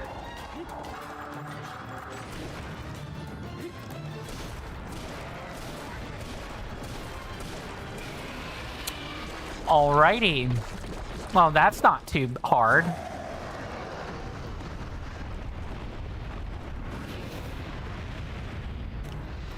You've learned, have you? Well, I don't think we're gonna... Oh!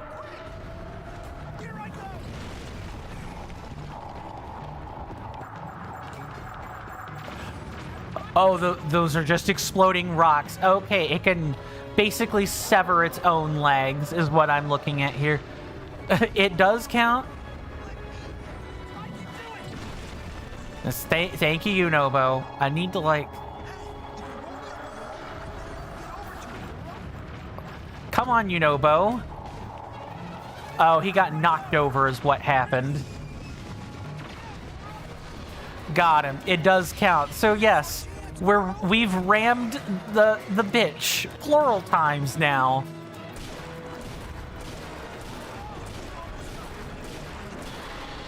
Bye.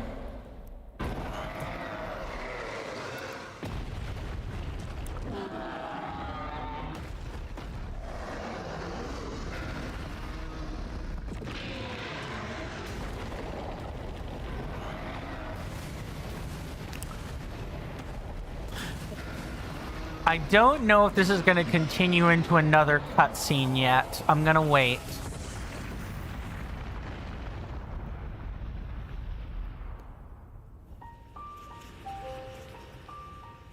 Okay, it is.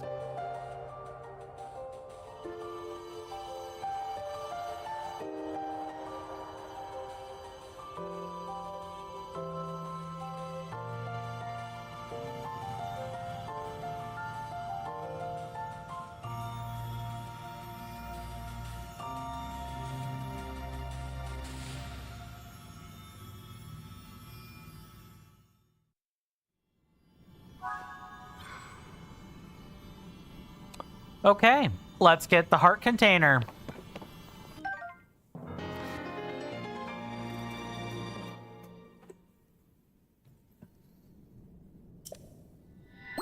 Nice.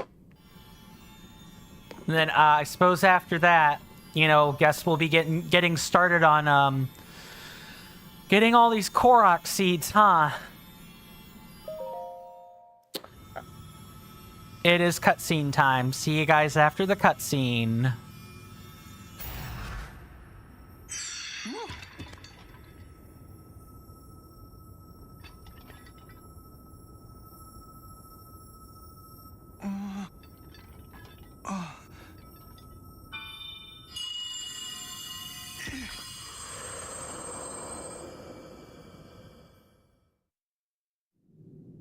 Yunobo, Little Rock.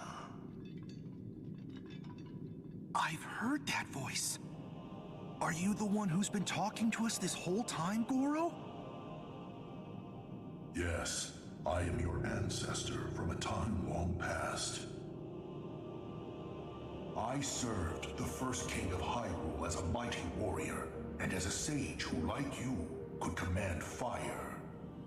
You fight using your body as a weapon. Impressive. You are my descendant, the pride of the Gorons. You defeated that monster, the source of those foul rocks. But it was the Demon King who summoned it. He sent that monster to keep you from obtaining the stone you just found. My secret stone. Secret stone? Demon King? Huh. So this is the first you've heard of any of this. Then listen carefully to what I have to say. Let me tell you about the imprisoning war and the duty of our people.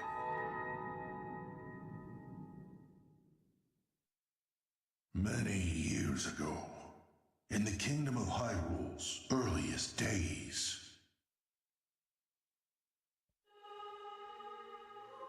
a great evil, the Demon King, sought to conquer the kingdom and kill everyone who resisted his rule.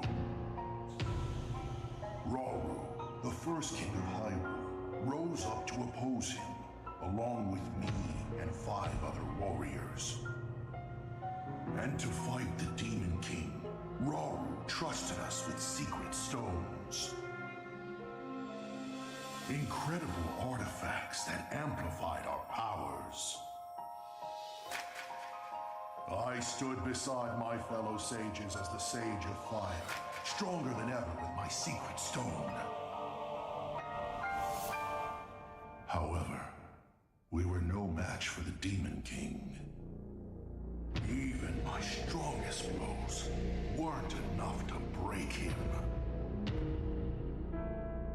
Rauru understood that we couldn't overcome the Demon King. In one last brave act, our leader sacrificed himself to imprison that monster. That was the imprisoning war.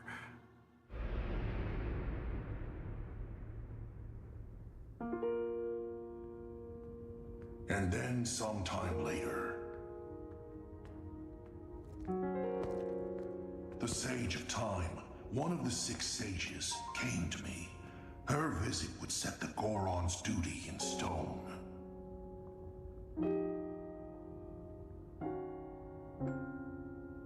The magic restraining the Demon King will be undone. He will return. When that time comes, a noble swordsman named Link will oppose him. But Link will need help. Lend him your power. Your fire. The Goron's mastery of fire. In that moment, the duty of the Goron people was clear. I'd like nothing more than to smash the Demon King. I swear that when the Demon King returns, the Sage of Fire will awaken again. The Goron Sage and the Goron people will fight alongside your swordsmen.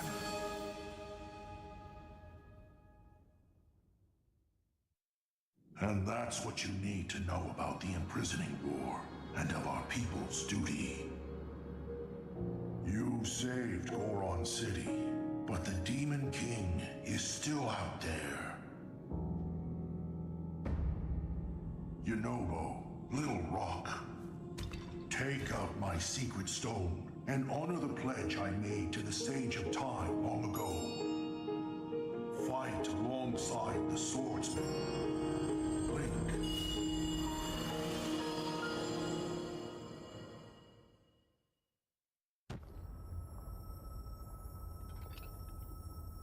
So, it's my duty to help you fight?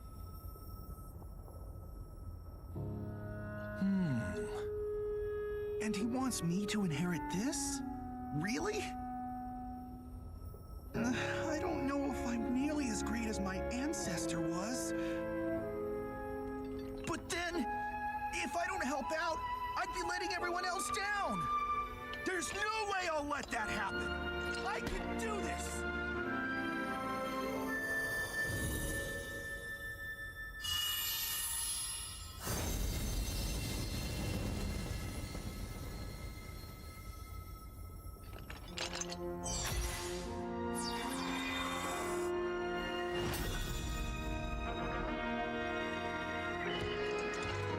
I am the Sage of Fire! I've got an awesome new power, Goro!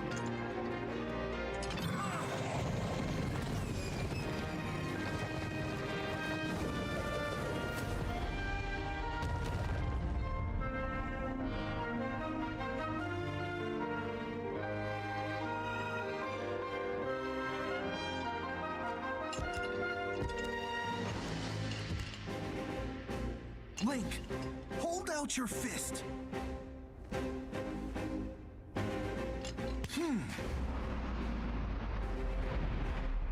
You can count on the Sage of Fire. I'll fight by your side till the very end.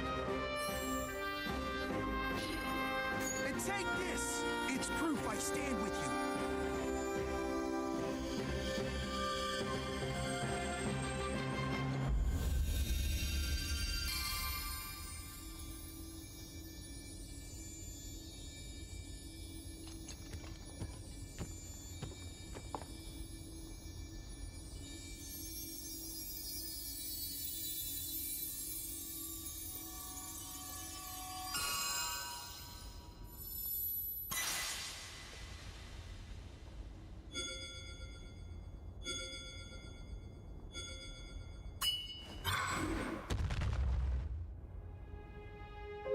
With that ring, you'll be able to call on my power anytime, Goro.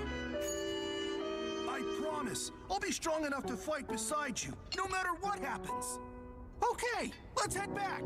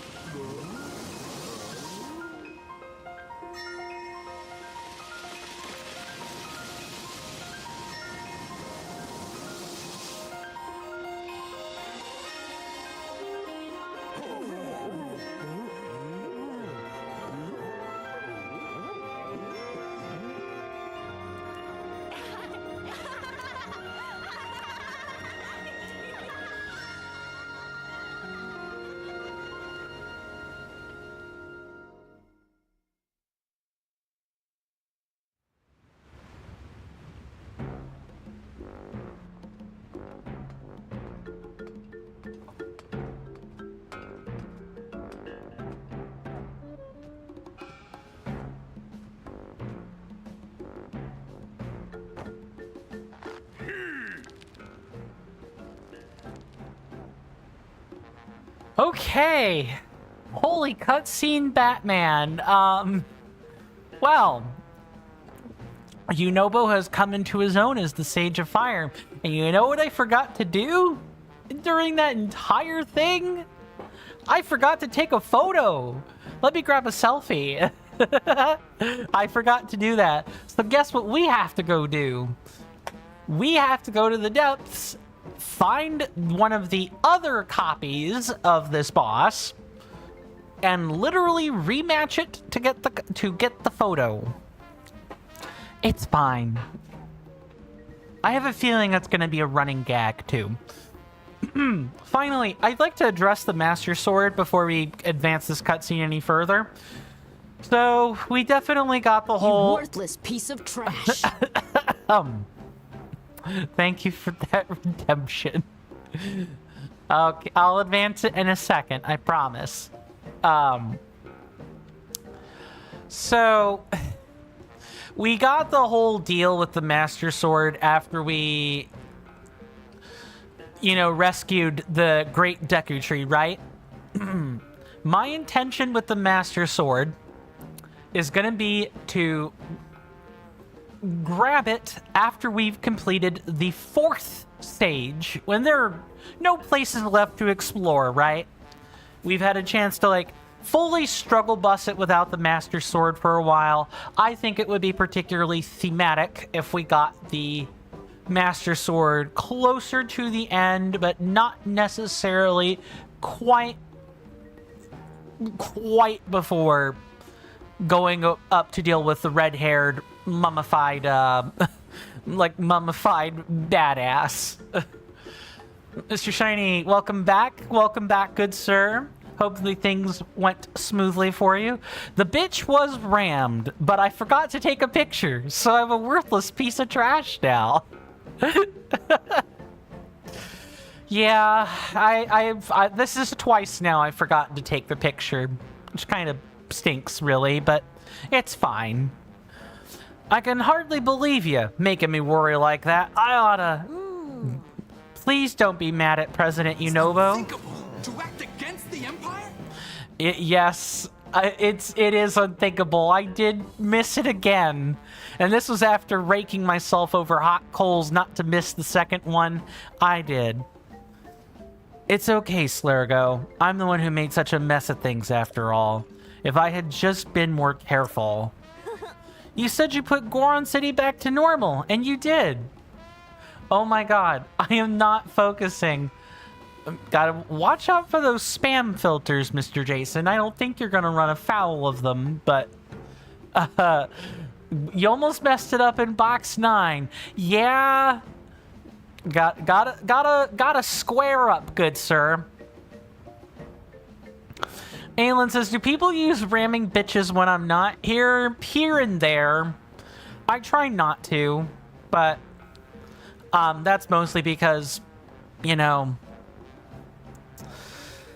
I'm not always I'm not a fan of cussing it up on my streams. Also, the more curse words, the more cussing shows up in the VODs, the more it does get algorithmically suppressed.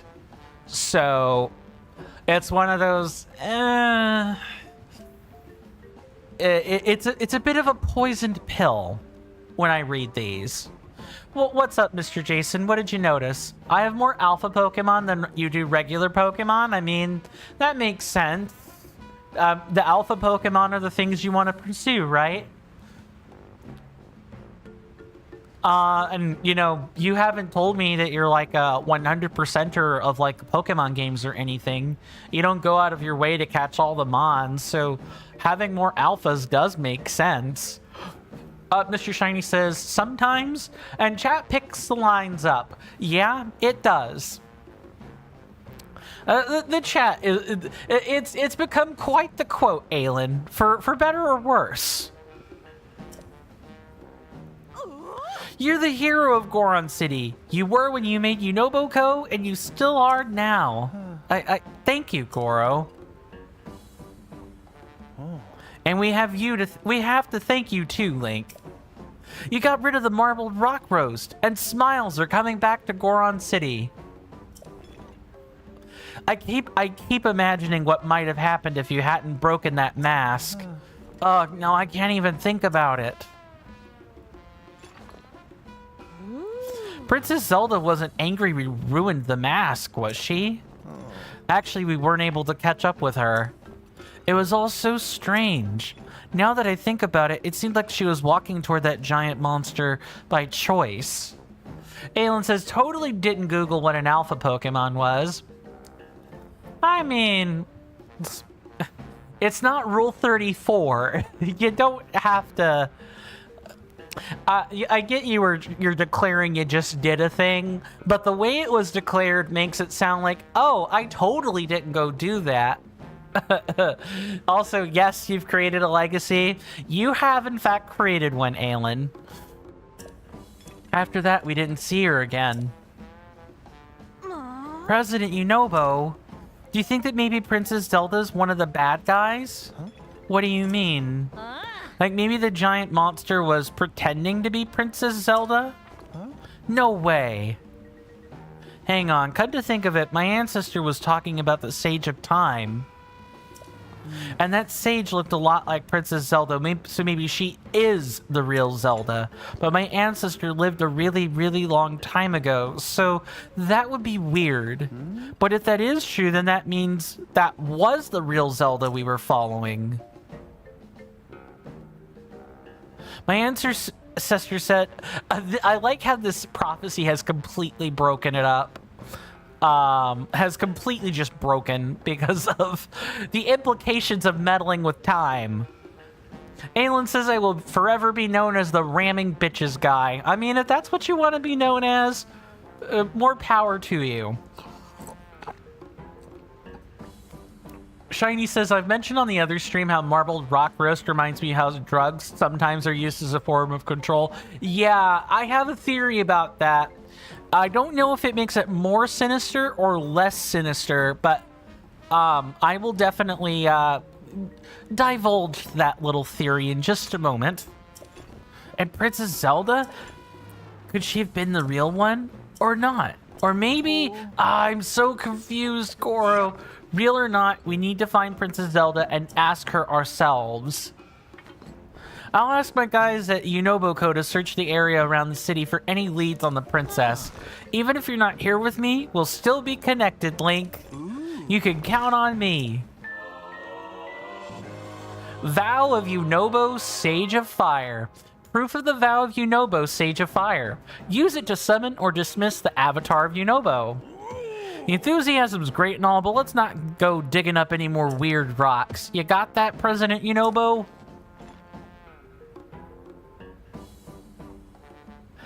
You just gonna scratch your head? Yeah, I bet he is. Okay. We'll definitely talk around the city too before we go and do things. So, the marbled rock roast. The marbled goma is made out of marbled rock, right? I don't think that's any stretch of logic to say. Like it was called a marbled goma. The thing is made of marbled rock. There are two distinct possibilities. Number one, it was quite literally molting rock. The process of molting, for those that aren't aware, is this process where insects shed their exoskeleton, right? Spiders also have an exoskeleton. They shed that. They periodically shed this exoskeleton and grow a new exoskeleton when they emerge. It's actually quite a process because the old skin, the old skeleton left behind is usually referred to as a molting. So, not only is this thing, maybe perhaps shedding itself, but it's a gloom creature. The thing is made out of gloom. So, either Gorons were eating gloom-infused exoskeleton that quite literally percolated its way through the sediment on up to the surface after however much time passed with the upheaval. Or, the other thing, which may be a bit more insidious, is gomas are known for laying eggs, right? Like, throughout the series, they lay, like, throughout the franchise as a whole, they lay eggs. This other possibility is that they were eating gloom-infused rock eggs and getting infected with, like, a more insidious form of gloom. Both are bad. Gloom itself is kind of like the drug. I do agree on those grounds. Like, marbled rock roast, the drug in it is gloom. The substance in it that made the Gorons act that way is gloom. The thing that may be not entirely certain is the vector. Is it slough-offs of the marbled goma? Is it eggs that the goma laid that then, also did the same thing? It went through a whole geological process to go up to the surface. Also, the reason the goma got in there in the first place and couldn't leave to cause havoc was due to the Moragia that was planted to literally plug up the volcano.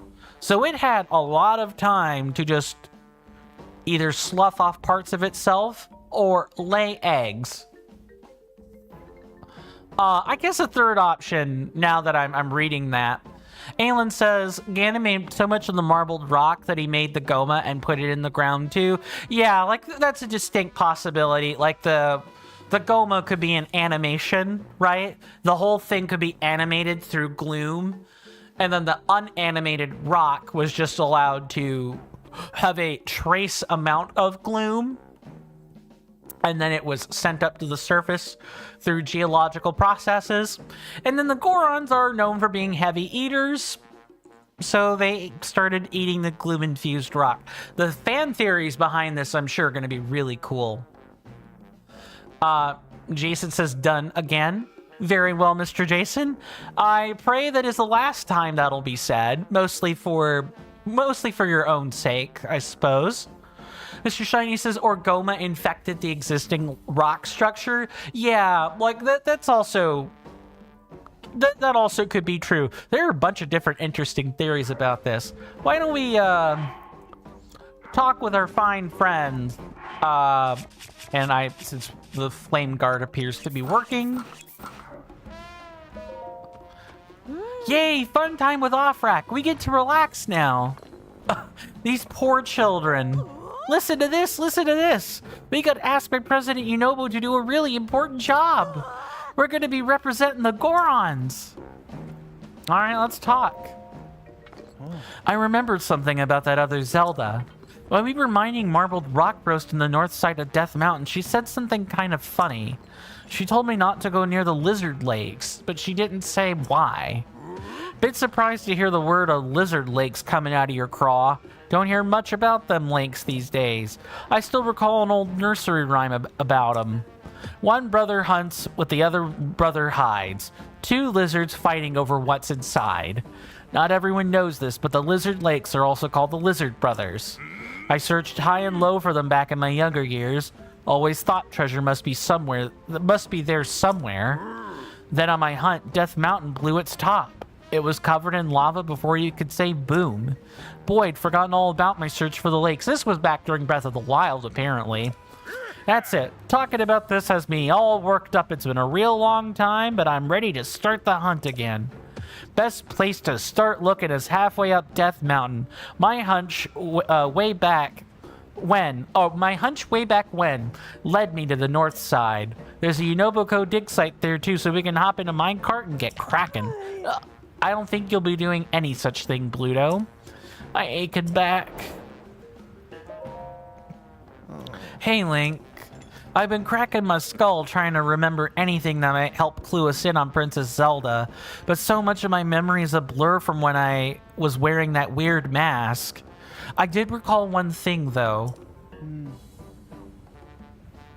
When we were mining marbled rock roast on the north side of Death Mountain, the princess said something.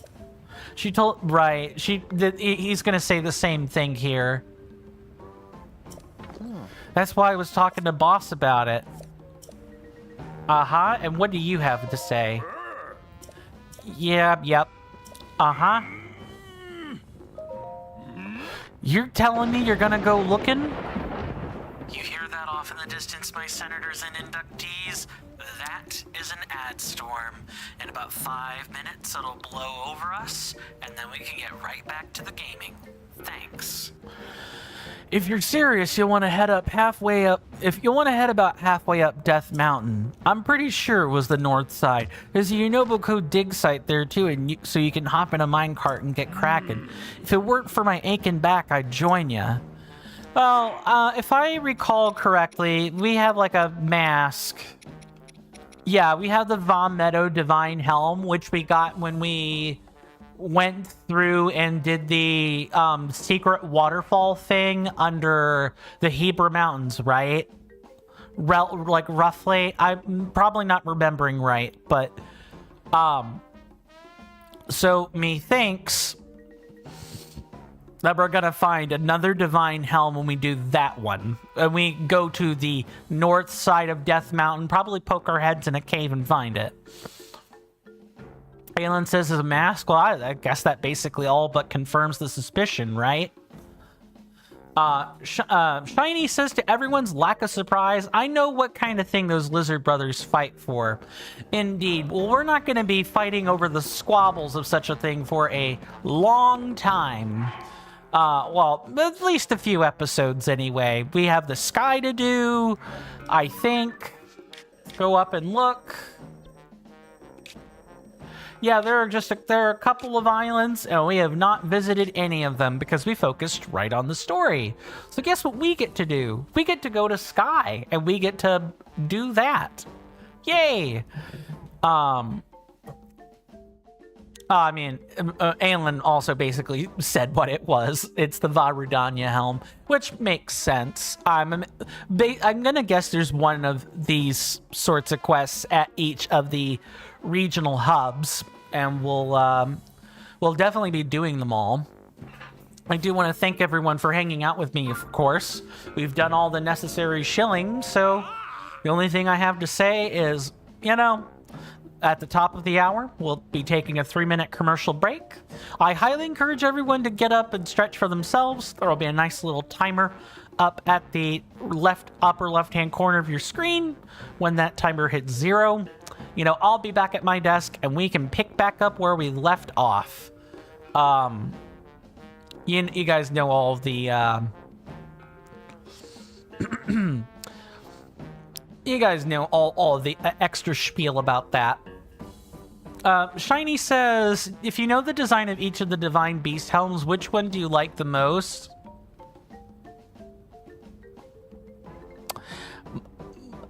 Definitely Va Meadow, for sure, on that question. And then probably, oh god,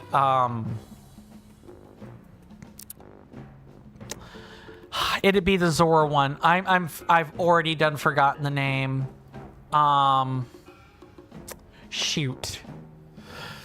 I remember Varuta. That's it. That's what it is. Thanks, Aelin. Appreciate it. Varuta is then like the second one. I don't know. I'm being sincere here, but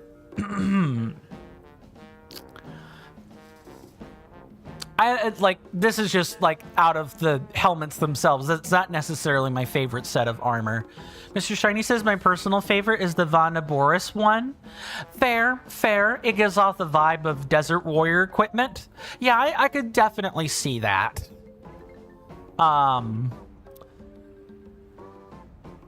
Really, all the Divine helmets look okay. They look okay. They emulate the thing they're supposed to, and that's pretty much it. I guess, like I said, I have a mild affinity for these helmets. Mr. Jason says, Mr. Coin, it's looking good so far with the boxes, but I know if I've messed it up again, I'm just gonna go to bed and try again in the morning. Fair. Welcome to the Diamond Shop. Marbled Rock Roast is yesterday's news. It's all about the diamonds now. And the best place to get those is right here at Yunobo's store. I recommend attaching a diamond to your shield. Oh, does it make it like a battering ram? Is that what that does? I guess we'll probably have that answer after the commercial break. See you guys then.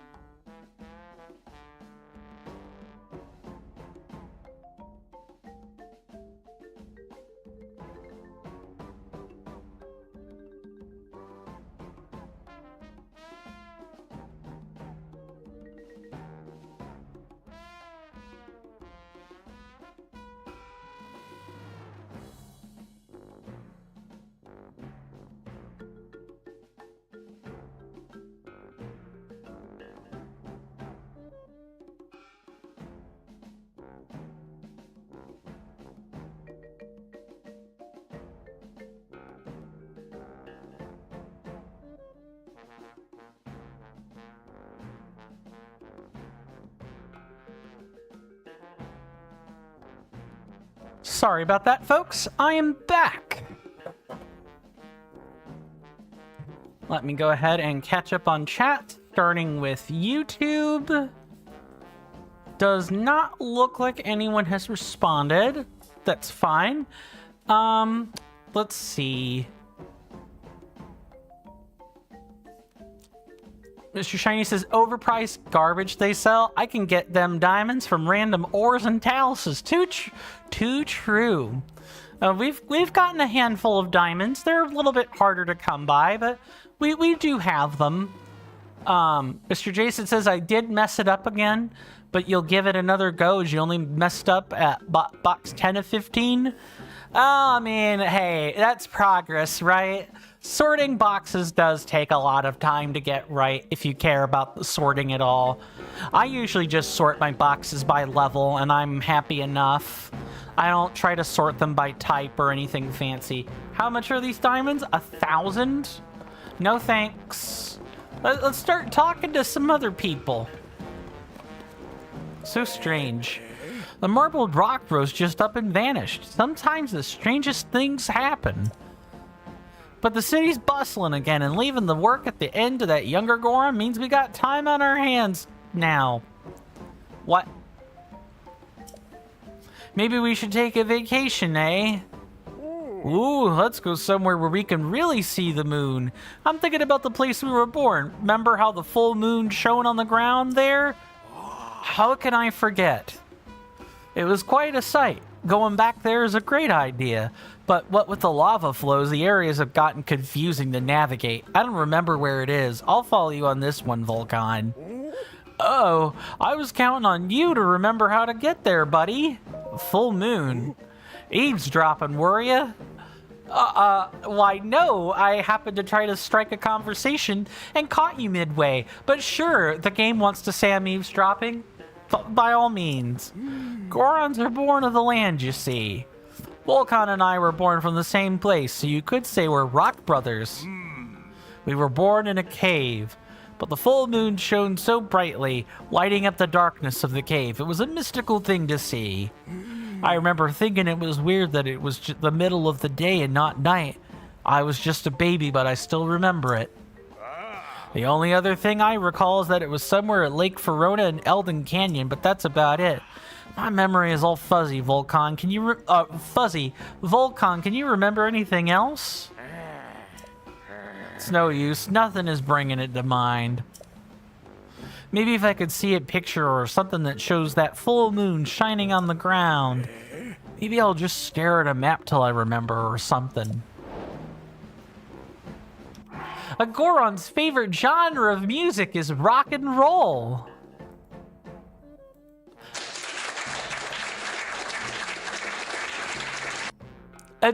Two for the price of one even. I'll give you 2 claps for that one. Oh, also we need to look at the adventure log. Let's go back up and read this. Upon returning to Goron City, you found that the marbled rock roast had vanished, and the Gorons had resumed their usual activities. Yunobo awakened as the Sage of Fire and is excited to help you. He is pledged to continue looking for clues about Princess Zelda, and then we have the side adventure about... it's not Kesa, that's different. Hold on, it might be a side quest. Pluto told you about lizard lakes and shared a nursery rhyme. One brother hunts what the other brother hides. 2 lizards fighting over what's inside.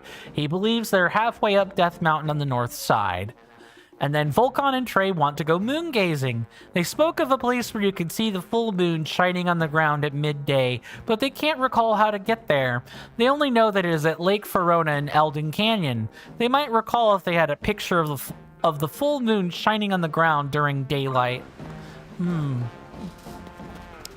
Well, we're gonna check out some other places. Clothing, rest this way. Welcome to the clothing shop. Wait, no, I mean the inn. Oh no, I did it again. You see, I used to work at a clothing shop, so I still get mixed up. The previous innkeep, Trey, is retiring and I've taken on the business.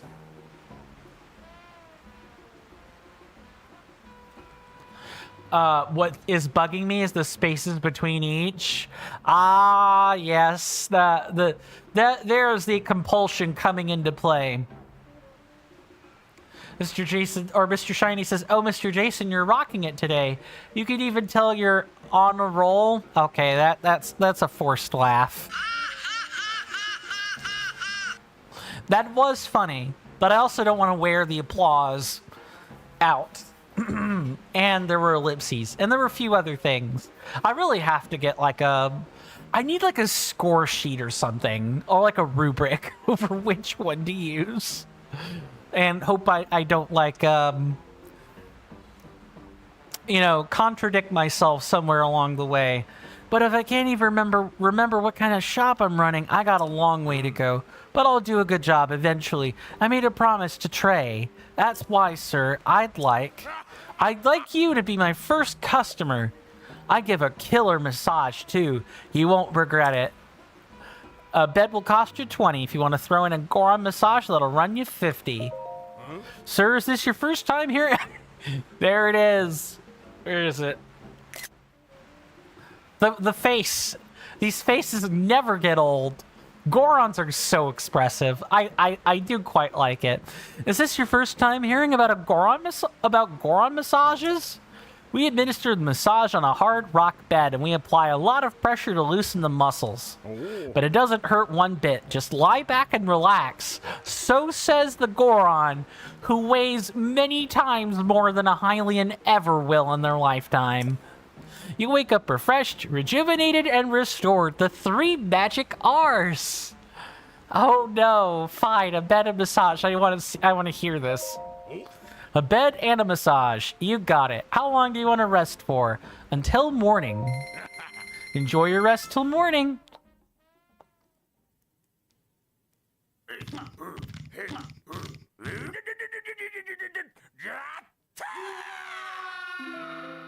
That sure sounds like a refreshing, relaxing, rejuvenating rest, doesn't it? That totally doesn't sound like, Link's getting his bones smashed in.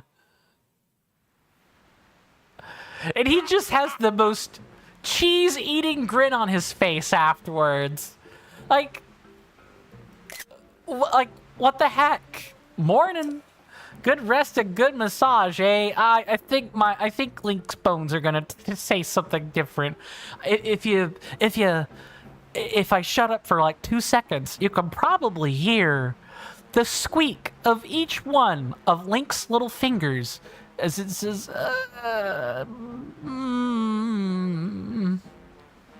or whatever. You slept like a rock. I could hardly get you to wake up this morning. Now, is that because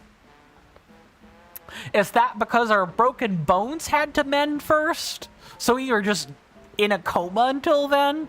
Or was that actually relaxing sleep? We'll never know. Come back any old time. I don't think I will. Mr. Shiny says, I don't know why, but I don't know why I imagined a Goron giving us the flying press while we lie on a rock bed. I mean, Shiny says Link has also probably found out about so many muscles he didn't know about. Yes, because the Goron is pressing on them all, breaking the bone underneath in the process. Well, it's nice to see the store get some new management, but the more things change, the more they stay the same. Got a good discount going. Welcome. Goron City is cool these days, but the caves are still piping hot. A little Hylian like you would get scorched. Fireproof elixir will lose its effect after some time, but you'll be a-okay wearing the flame-resistant equipment we have here. Anytime. It is nice that they are back to normal, for the record. But part of me really liked reading the dialogue in like a brash, impulsive manner when it comes to like the gloom-infested Gorons. If it isn't Link, have you come here looking for geoglyphs too? Nope, because we have an order for the geoglyphs. I know exactly where all 12 of them are. I'd have to go and point them out on a map, but I do know where they are, and I want to see them in order. Please and thank you. We're in the area after hearing there may be some out here. Link, I have been wondering, have you found the geoglyph in southern Eldin yet? The map in the Forgotten Temple showed a geoglyph that looked like a stone tablet. We intend to investigate that geoglyph as well. The geoglyph in southern Eldin, we will likely focus our investigation there next. Perhaps you could head that way as well, courageous one. The map in the Forgotten Temple, we intend to go on a journey to visit the geoglyphs it has depicted. However, it was quite a bit of work to copy down that map. If only we had a picture capturing tool to make quick work of the task. Okay, there really wasn't anything. Mr. Shiny says, takes a look at the Flamebreaker set. Nah, I think I'm fine with potions. I mean, the thing about the potions is it lets me use the armor sets I actually want to use. I don't want to walk around with like this huge accordion clunker set. I don't want to do that. I want to use my stealth set and grab materials while I do it. That's way better.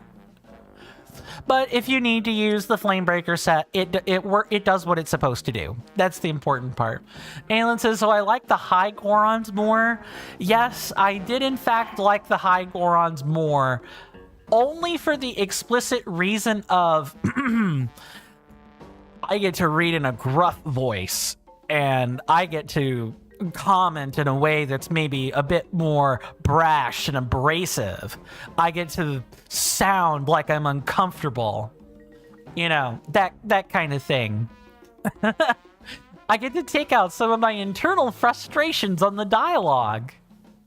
And a bunch of other, you know, cool, nifty, small little reasons that bundle up into one nice package. Also, my best roleplay voices are the ones where I'm brash, angry, and, you know, impulsive. Because that's probably the kind of person I really am underneath when I think about it. I force myself to be contemplative and reasonable in my assertions. I'll never get to Gorondia like this. Did you ever find it? Oh, hey, it's you. Gorondia? Gorondia who? Gorondia these nuts. No. Sure, Jan. My stepmom has a prescription for pot, and I like her more when she's high. So relatable. Okay. I mean, everyone has a preference. It's one of those, you know, sometimes I like, sometimes I'll hear people say I like you when you're drunk. Or like, you're more fun when you're drunk. That's usually not a good thing, by the way, because it means the person is absolutely insufferable in the meantime. But how do I word this?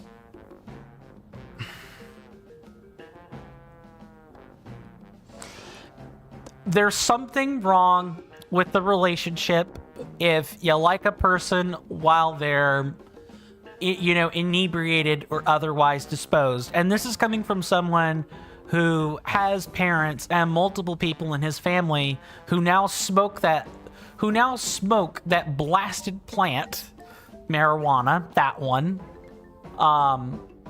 And they're completely different people compared to a decade ago.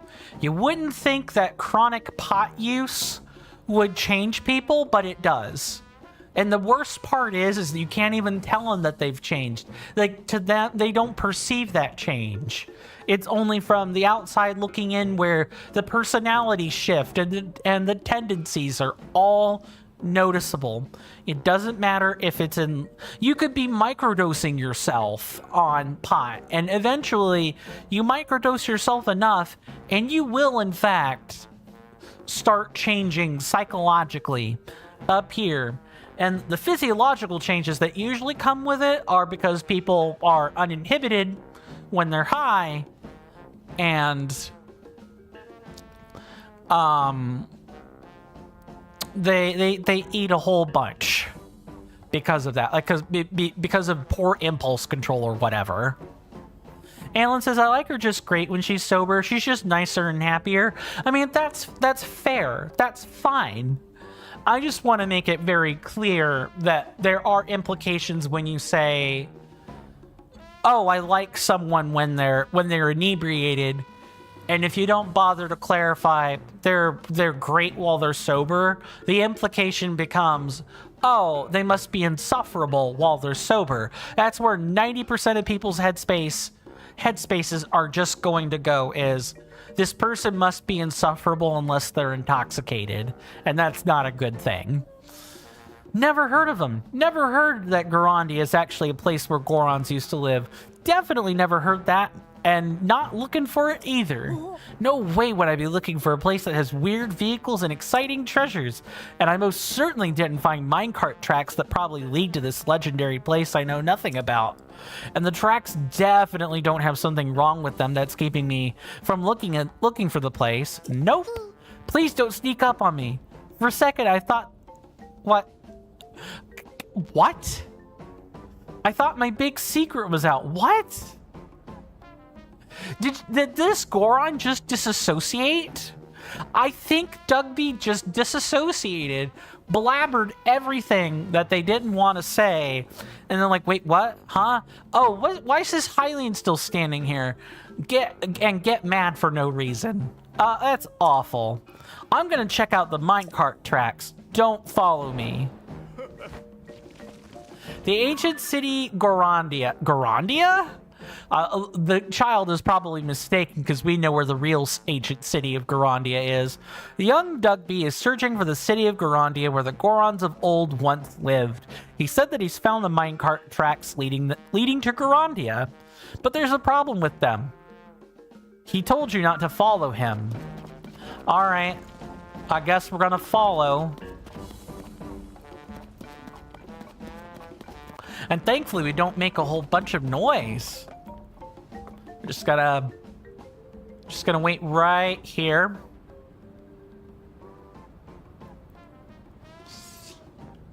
I wasn't exactly intending to do a sensitive quest, but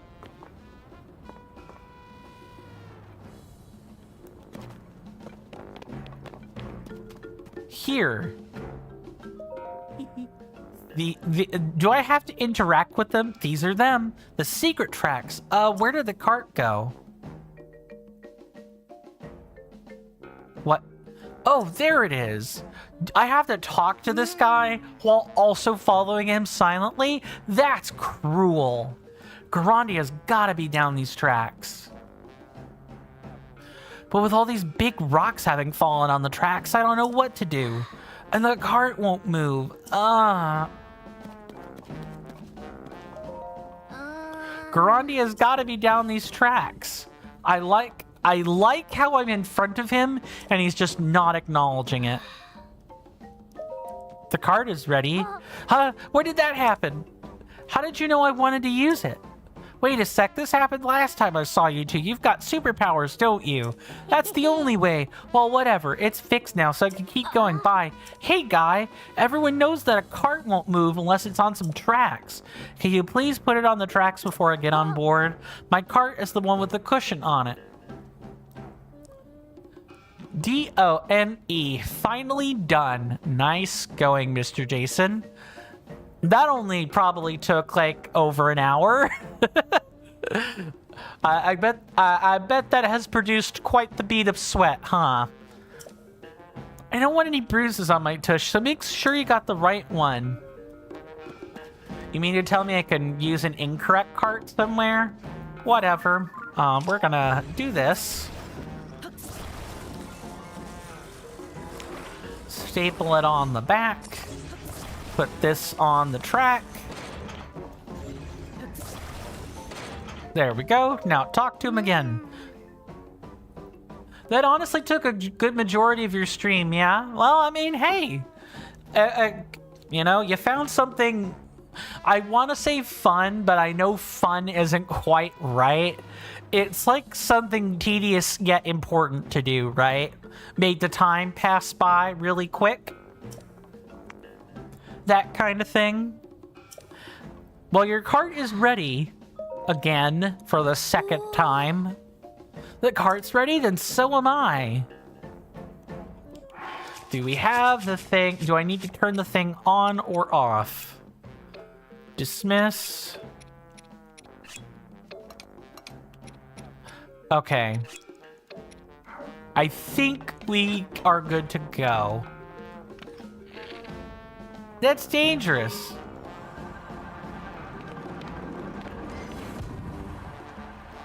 What? Oh, can I only have one of them on at a time?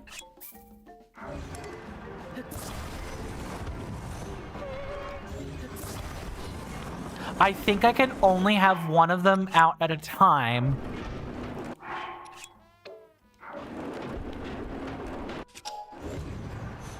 Interesting. I mean, it wants us to like blast these rocks, clearly. The sages? Yeah, the sages.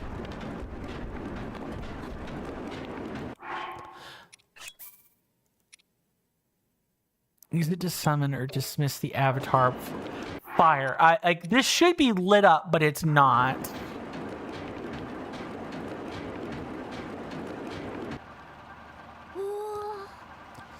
Woo, I crossed the track. Now I'm gonna have to follow you silently again, aren't I? Aelin says you can have them all at the same time. Weird. Everyone says it's super fun over here. And if it's fun, that definitely means Gorondia's around here. Oh, hey guy, you're still here? Did you dissociate again, Dugby? That was a close one. He almost overheard that I'm looking for Gorondia. Oh, you probably want a reward, huh? Alright, Gorondia is, Ooh, I can feel it. I can feel the fun. It's so close now. I definitely found Gorondia this time. A super awesome place just for me, loaded with treasure. And I'm the only one who knows, while utterly speaking it aloud and completely shattering the illusion.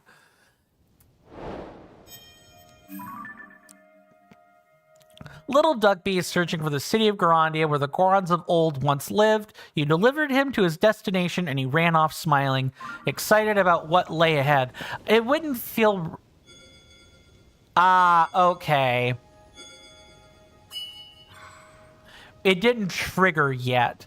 Yunobo's vow has granted you the power to summon his avatar. We just didn't go far enough away from the city to use it yet. Okay. That's fine. So now it's like actually shimmery now. Okay. Anywho, farewell. I'll probably pop in tomorrow and remember, ram the bitches. Very well, Aelin. Thank you so much for stopping by. Much appreciated. Do rest well, my lovely senator. And I hope to see you sooner rather than later, of course. And you know, if not, and I don't see you tomorrow, take care of yourself. And be well. And with that, we are going to... oh, right. I have to actually remember to turn on the ad timer because I'm like a whole half hour behind. Let's do that here.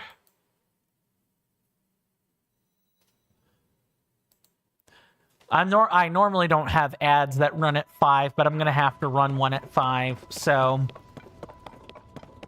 Let's go find the little tykester and not get, you know, oh, the dude didn't find Gorondia. He found the old southern mine.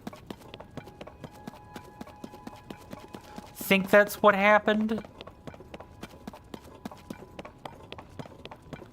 Maybe he'll be okay? Because there's like a cave there, for sure.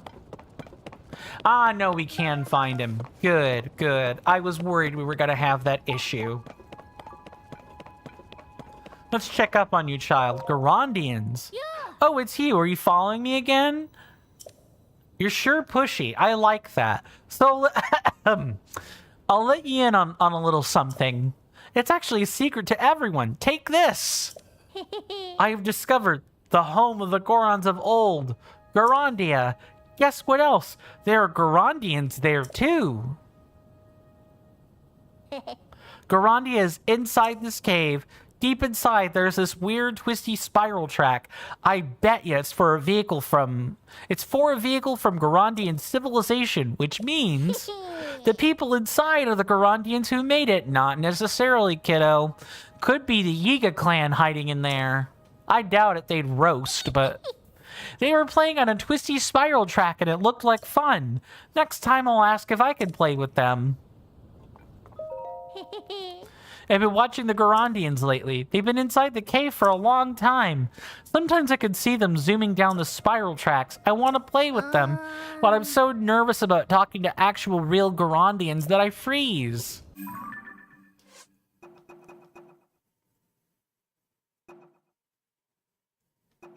Interesting. I don't know if I want to necessarily go in this. We didn't get a quest, right? Let's see. Yeah, we didn't get a quest here. So I think we're going to turn around. I am going to put down a travel medallion.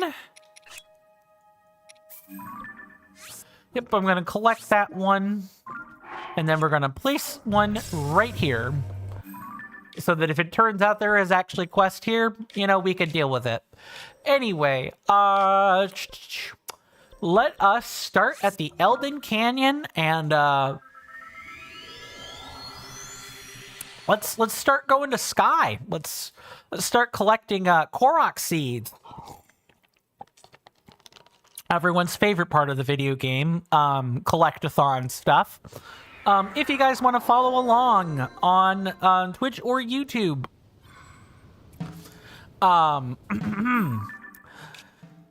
feel free to do so by typing an exclamation mark TOTK MAP or asterisk TOTK MAP if you're on YouTube. There should be messages going around on YouTube with the corresponding commands. Please feel free to use those. That map is how I am tracking and finding all of the Korok seeds. Mr. NK has graciously sourced it for us, and it's been a real godsend. I will tell you that much. Let me make sure that's just like a random aisle with what on it exactly? Maybe we'll take a trip there and find out. Anyway, let's put on our glide gear because we are most assuredly going to need it. And let's get to work. Mr. Shiny says there actually is one. Okay, cool. Well, that one doesn't at least seem to be time sensitive. I was a little worried about the one following him being time sensitive or like delicate, so I didn't want to mess that one up. But if he's just going to stay there outside that cave, then, you know, we can go on in and we should be fine. Oh, also, this is not the right place I want to be. Let's go ahead and mark off some Korok seeds. There's really only 2 of them in Sky that I can see. The rest are like on the ground or in the caves. Yeah, there's exactly 2 of them with 1 dispenser. This other one looks like it's, what is this one? Okay, it's like, it seems to be like on the side of this thing. That's fine. Let me orient my camera correctly.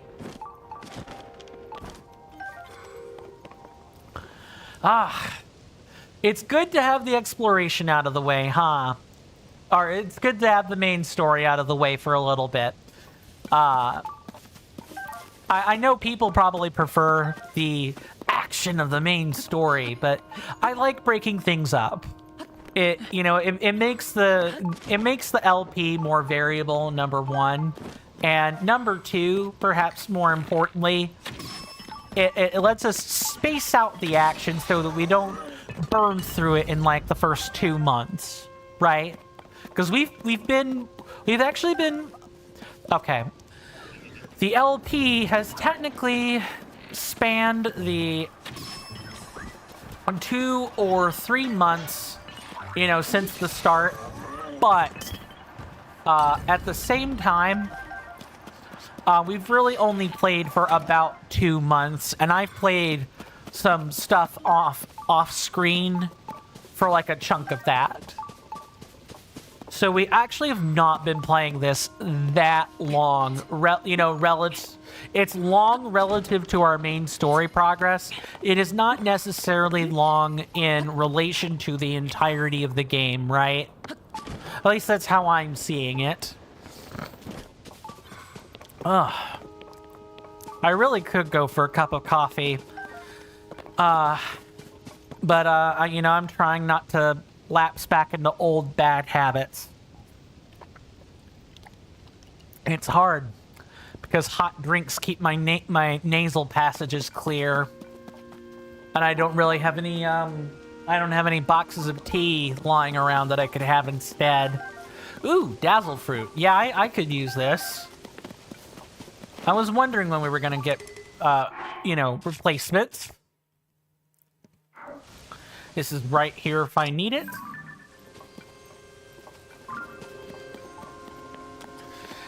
It's nice not having to see mountains again, you know, for like the upteenth time. It's nice to actually be able to feel like I can take off my armor and move around as I like. That's nice to have. Oh, right. Oh, right. Our first one is like over here, right? We just kind of have to like drop down. Oh, there's an acorn. It's literally right there. What? What? What the heck? What was that behavior?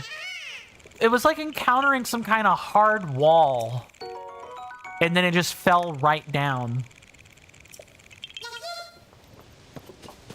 We're almost 60% of the way through these Koroks as well. I think that's something else that should probably not be understated. Like, I am supremely happy that, you know, we are running through a lot of these Korok seeds. I did not think we would be this far along. You know, even with help from like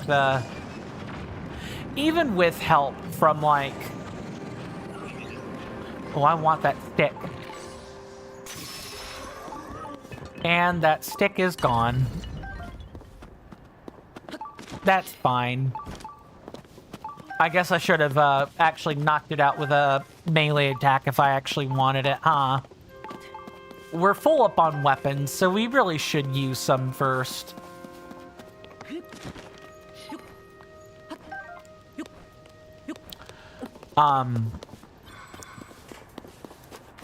And to be quite honest, I'm sort of glad that we're through with the Fire Temple. I'm glad I took the time to double check the treasure chests and make sure they were correct, you know, that we actually got all 12 of them.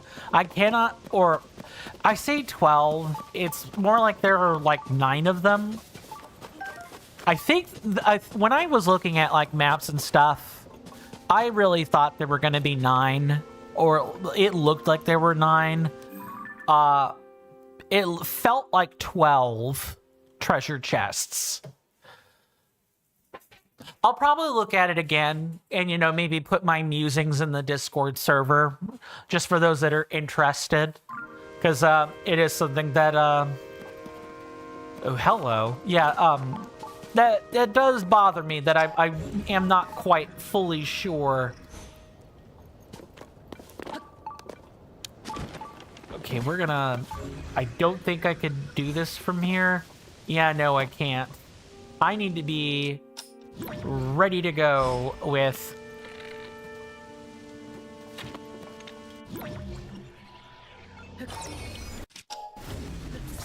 I'll take that. Thank you very much.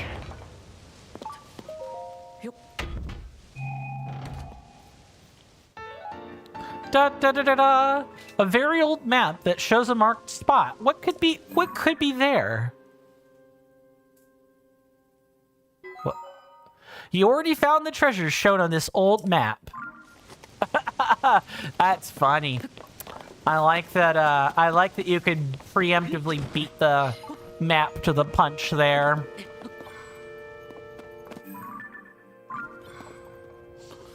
Okay.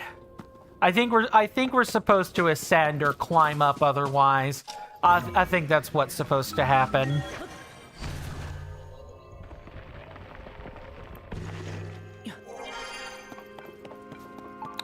Oh, well, we found something, that's for sure. What did we find? The remnants of a former sage's resolve. If you gather 4 of them and offer them to a goddess statue. I did that without even looking.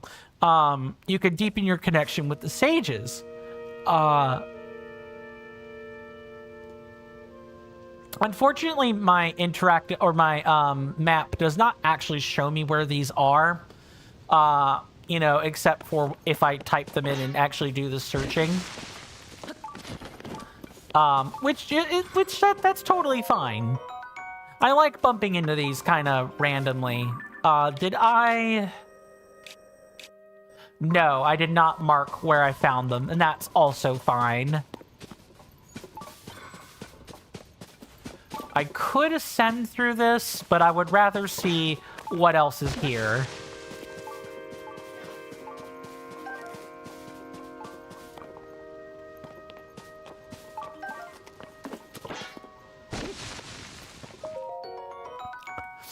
As they say, there are no shortcuts to real mastery.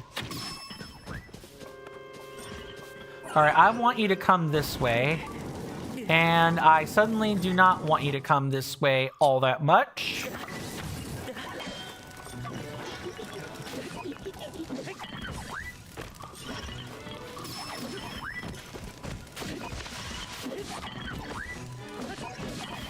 Unfortunately, I'm not going to get, like, the nice stick they're carrying.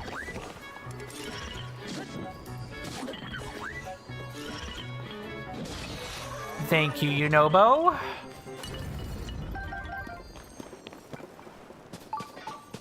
Yeah, that stick is just going to burn itself out of commission.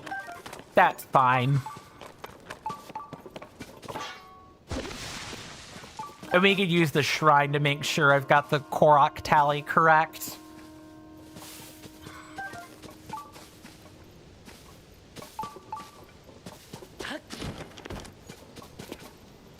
But I'm quite enjoying the story of Tears of the Kingdom. I do think it's a better story for what that's worth. I think the spectacle of, you know, finding out as much or as little as you want to find out is truly great. I like that, you know, you can keep that.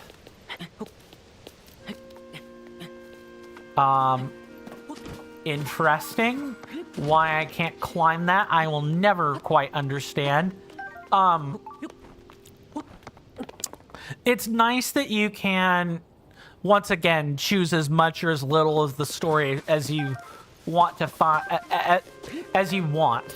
You can choose how much you want to know, and it's written in such a way that you're kind of encouraged to find out more.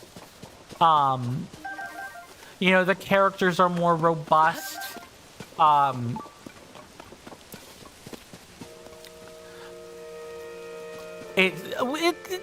mean, the characters do start off on an unsteady footing if you start with Tulin first, because I don't feel like Tulin really hit the necessary rock bottom to genuinely evolve. From, like, or to genuinely learn his lessons. But, you know, you win some, you lose some. It's just fine for what it is. Yunobo, I felt like the character development, like, really, it didn't exactly ramp up, but it did improve in leaps and bounds. Like, I felt like Yunobo did actually learn something. Like, oh, if he were just a bit more careful, you know, he wouldn't have made the mistakes he made. If he had just used his head, he would have figured things out.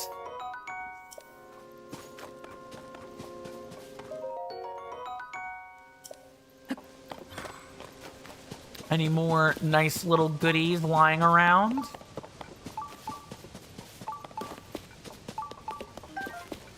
And yeah, I do see the shrine over there. We will be going in that in a few moments. We're just gonna put this on the top of the cart and put a fan on the back.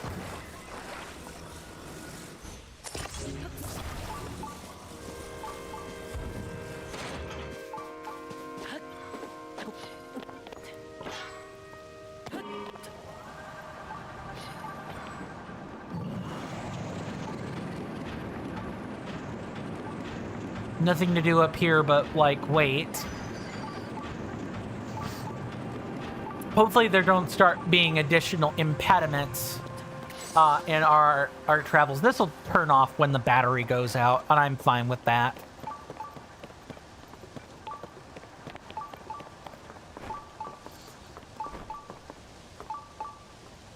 Oh, if I want that smother wing butterfly, yep. We do want those. I think those are the stronger effect, if I remember right. Although, for whatever reason, like, we were in the depths, right? You think that with the stronger effect, or with the, you know, being at the source of the volcanic development, you'd want,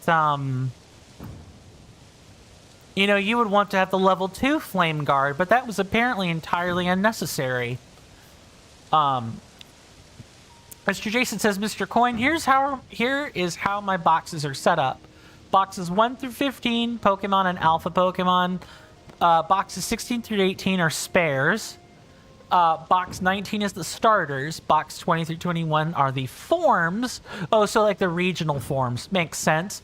Box 2 are any shiny Pokemon you get. Box 23 are gift Pokemon. Box 24 are quest rewards. 25 through 27 are Mega Evolutions, with 29 spare slot in box 27. Box 28 are legendaries. Box 29 are mythicals, and box 30 through 32 are mystery gifts. Mythical Pokemon? I've heard of legendary. Like, legendary Pokemon makes sense to me, but mythical Pokemon is like a new terminology I've not heard of before. Are those like the more powerful legendary Pokemon? Or are they like Pokemon unique to Z to A that are powerful? Just so I understand what that word means. Okay, we're gonna put in some charges and get some fans. I am sorely needing fans right now. Plonk. Don't you guys love it when your entertainers say random words? Mythical Pokemon are legendaries, but with limited distribution, essentially. Tulin, we're gonna have you do that. Thank you very much. Okay, that is making some sense. So, like, not all the legendaries have limited distribution, but all the mythical Pokemon are also legendary. Do I have that right, more or less? Just gonna toss in, like, 10 more. Including the 5 we have now. Just want a whole bunch of fans. Mythical is legendary. Legendary is not mythical. Got it.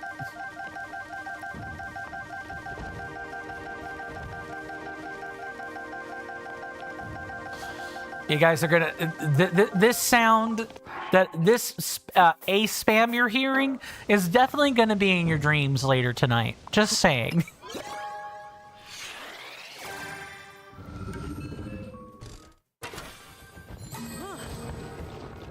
And I'll be more than happy to check the statistics on the Zonai devices after we've collected them.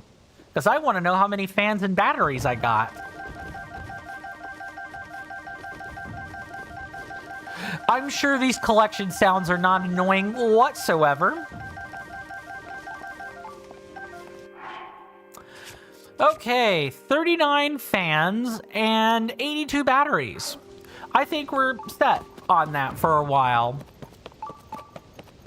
We don't have enough big batteries, but you know, that's fixable. That's rectifiable.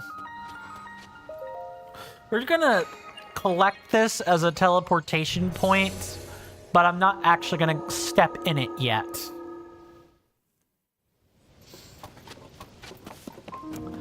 And I mean, after this, we'll be headed on the ground. We will be, we'll be back in the Elden Mountains we all, you know, recognize.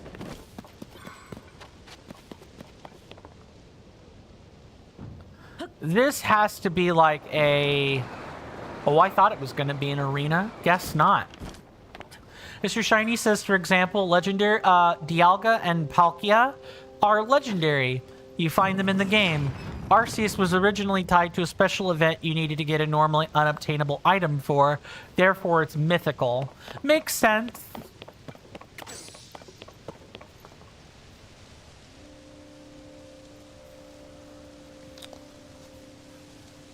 So basically,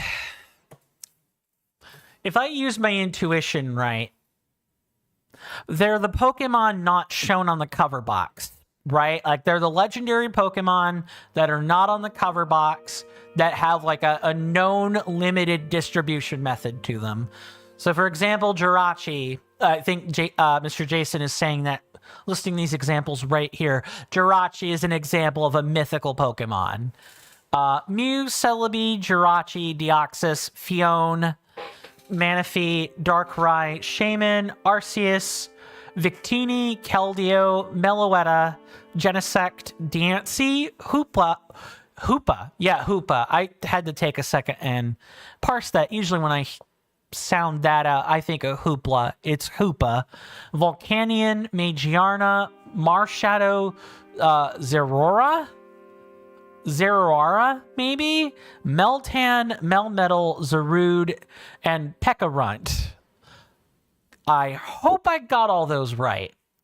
It's not like the voice acting will ever give you a pronunciation guide. If you want to learn how to pronounce this stuff, you better watch the movies and the anime. What an absolute, like, money trap, a funnel trap. I really would appreciate it if the Game Freak devs, who know that their Pokemon game audience is like somewhat separated from their anime and movie audience, would put a pronunciation guide with all of their Pokemon.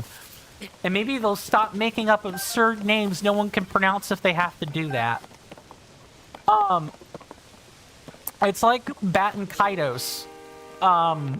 Yeah, people originally had no pronunciation guide for how to say that. And for those that don't know, Bat and Kaidos is a 2-game series that was produced and developed by Monolith Soft.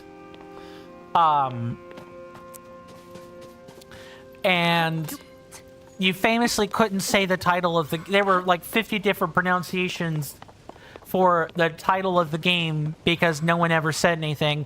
It took like an actual expo, right? It took an actual expo or like an E3 when the remaster was coming out for there to be a settled pronunciation. Baton Kaitos. Okay, that's clearly not where it is. It's probably like over on the smaller island. Or it's above on this island. Okay, it's either up there. It's definitely up there. Okay, how do I want to deal with this? Oh, they literally give us the answer. Don't be stupid, Coin. They literally give you the answer. It's up here.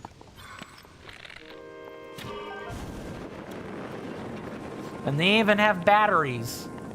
They have like a completed platform for you. I think I marked the landing location rather than the actual, real, the real, where you find the Korok seed at. It's gonna start using my battery real soon.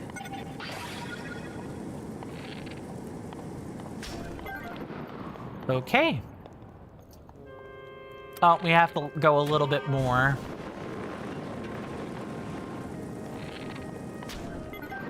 All right, let's try that. Mr. Jason says, all that I want is Mega Giratina. Yeah, I hear that is, you know, a lot of folks' favorite mythical Pokemon. I personally prefer, even though it's not mythical, I personally prefer Kyogre myself. Okay, those 2 Korok seeds are done. Now we can take our hovercraft and go find the others once we step into the shrine. Just mark those off. And I do also want to check out the island that's still here.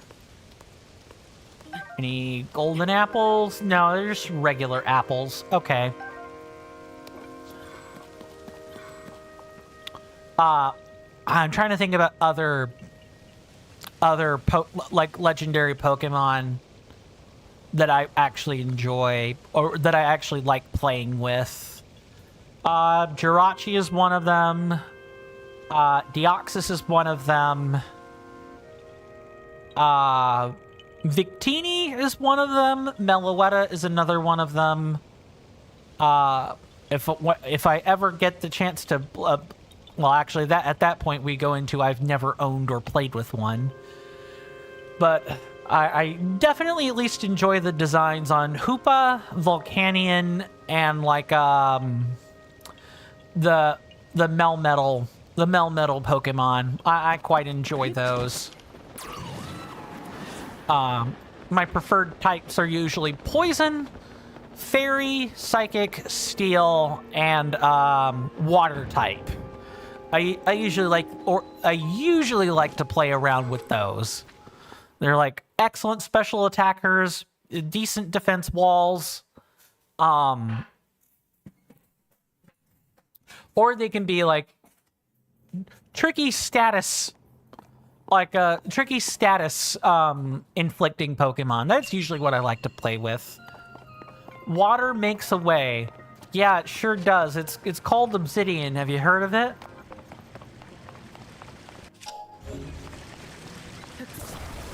Yeah, right. It wants us to make a bridge. We could use like a couple pieces of, you know, obsidian. I'll try. I don't think it'll work, but I'll try. I guess if I claw grip it, it'll work. Just jump onto the platform, he says. Just do it. Totally don't torch Link and like burn him to a crisp. There. Not difficult. And they literally just want us to take, like, the same ones and make a little ramp out of them. You may not even need to do that.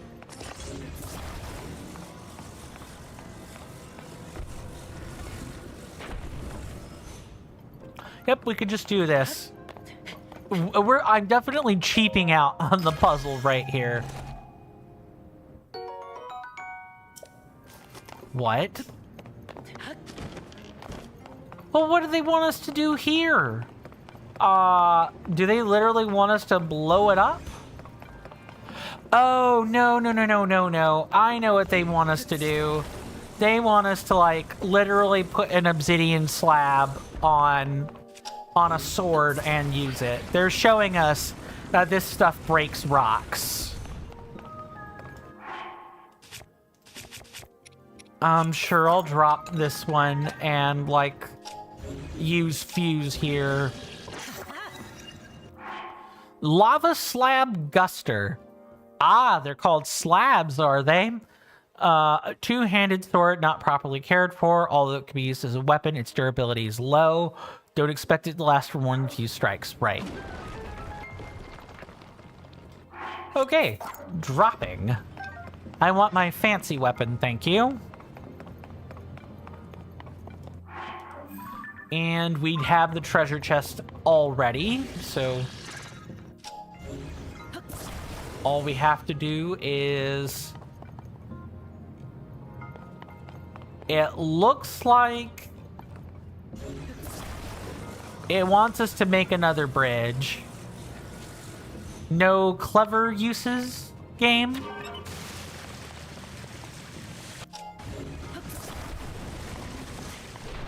Careful.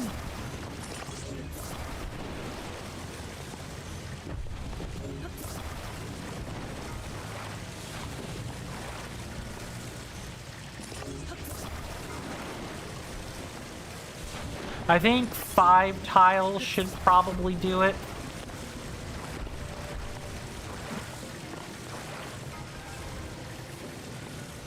Right there. Let's give that a try.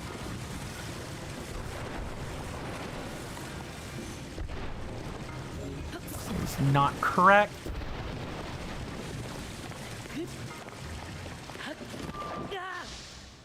Okay, no, they actually want us... That takes 6 tiles, I think. They actually want us to make the... Oh, let's not lose that piece of work. Thank you, but no.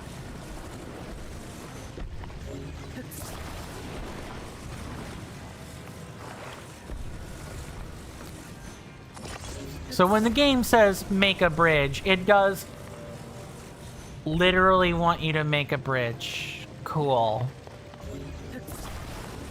Is it like trapping itself in its own obsidian or in its own lava slab? All right, we got it. We're good to go.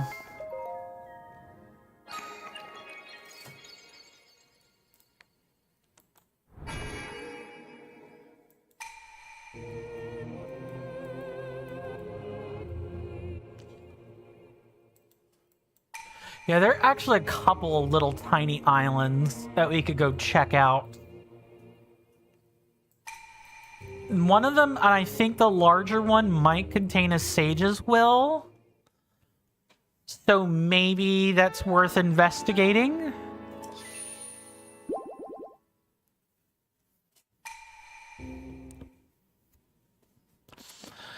I'm looking forward to dinner tonight. It's supposed to be cheeseburgers with steak fries, the good kind of fry.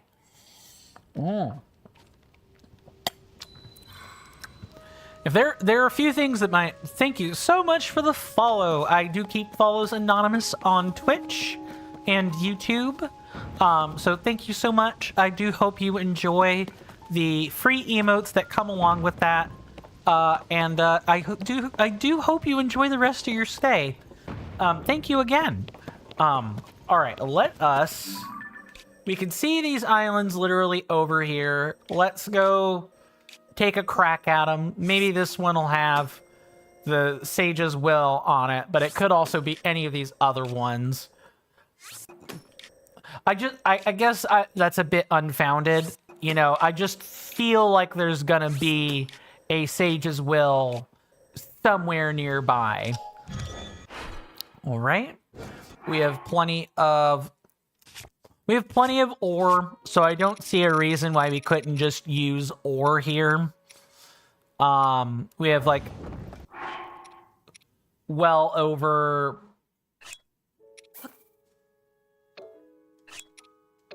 1100 ore, or like a bit over 1100 ore. So let's make ourselves a nice hover bike.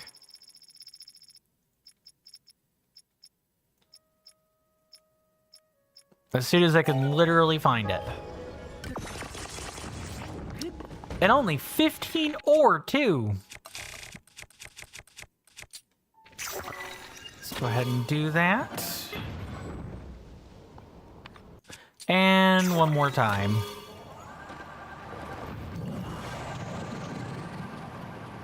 Oh, we can literally use him as a cannonball just all the time. Okay, cool, cool.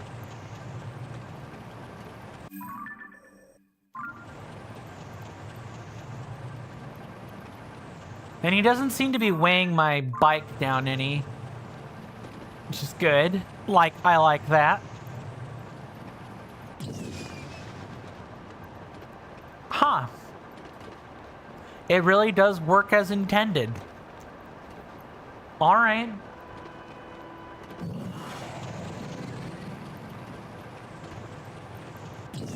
I mostly just want him off the... I probably could dismiss him for the time being. I don't want that in front of my... I don't want that in front of my hover bike for right now. I'll turn him back on when I need him. For those of you out there that are avid Pokemon enjoyers, what Pokemon do you... What, legendary or not? You know, what's your favorite Pokemon? Mine is Jinx, personally. I really like the design. Yes, it's also controversial. I do like the purple face design more. Don't worry, I'm not suddenly some closet racist from out of nowhere. And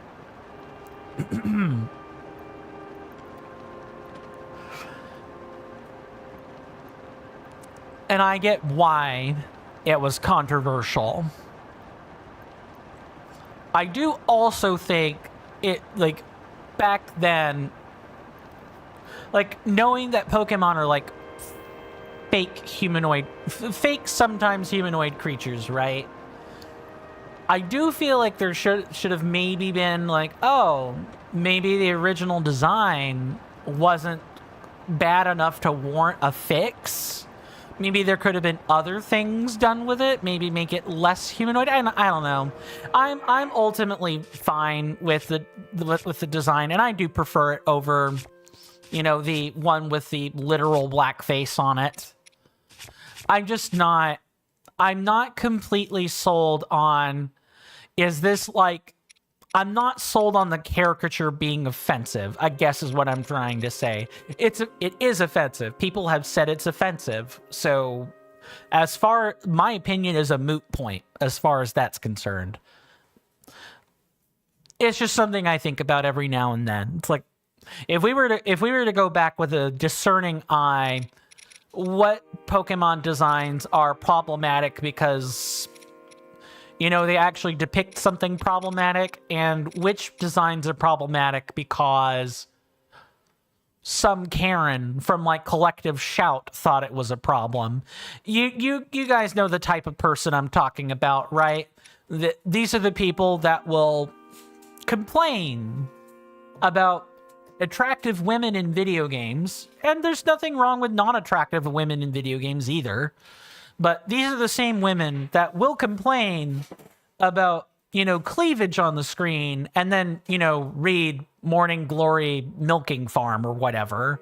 Or, you know, A Court of Thorns and Roses or some other, you know, smutty book. And you know, clutch pearls for guys liking, you know, big booba, I suppose. To use the term the cool kids like. It's just... There's no need for the hypocrisy. I think that's the thing that really chases me more than anything else is the hypocrisy. Mr. Shiny says, my favorite Pokemon are Mawile, Hisuian, Zoro... I almost said a different Pokemon name by accident. Don't even think about it.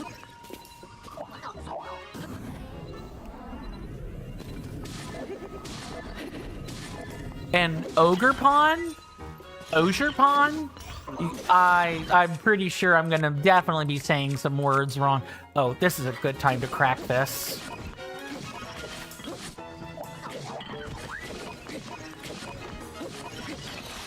I'll take that stick, thank you. Yeah, keeping around this weapon is like a ginormous mistake. I am gonna pull this back from the ledge before I lose it. Now, is this another Sage's Will? Yeah, see, my intuition was right. Now we don't need to check out the other islands. We can move on. I might still check them out on my own time, and, you know, mark if there's anything missing, but it's nice that when my intuition is correct, it is correct. I don't know what that last one has to be like a, Pokemon, Scarlet and Violet one, or it has to be like a Legend Z to A specific one. Let me look that one up so I'm familiar with the design at least, and maybe it has a unique typing too. Let's see. No, I don't want. Now it's gonna give me Pokeballs instead.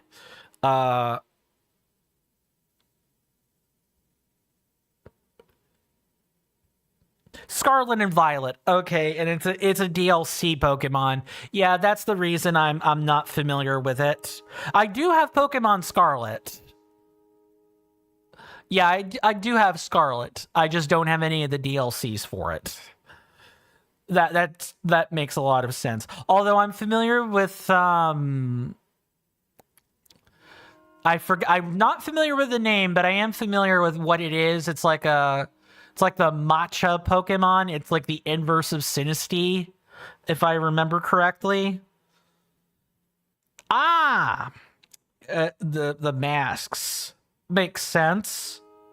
So it's a grass type, and it has 3 other types that are associated with it. Okay.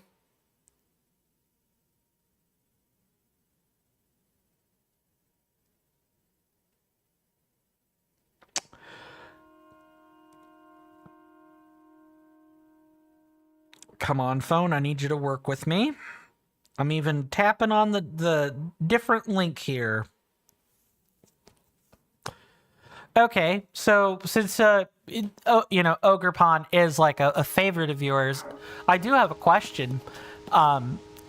According to what I read on like Bulbapedia, it like the type that it has changes depending on what it's wearing. Is it like a held item, Mr. Shiny? Can you change it out by holding something else or making it hold a different mask or whatever? I'm not... It's fine if you spoil, by the way. At least as far as I'm concerned. If you want to choose to not spoil it for other people, that one's on you. But it sounds like these are things you get. You can change them out to change up the type. It's like... Yeah, it's like... I think Zacian, or like the Sword and Shield Pokemon... have items like that where you can change them out to change of form. Mr. Shiny says, yes, indeed. All forms except the base one need to hold a specific mask. Gotcha. That makes a lot of sense. Okay. Do I want... how do I want to handle this? So we're going to move to Elden Canyon. And I think I will start... by how we would have started entering in Breath of the Wild, which is to come over here and grab all the ones in the lower area before we have to start worrying about, you know, cave Koroks, probably. All right. And we can get the Dragon's Tear while we're here. And there's a stable over in this general area. Okay, give me just a moment, guys, and I will be right back once I am done marking some Koroks. This will just take a moment. Oh, is that... Please don't tell me that is a... No, it's not. The structure looked similar, but that's not correct. Okay. This one's like up here.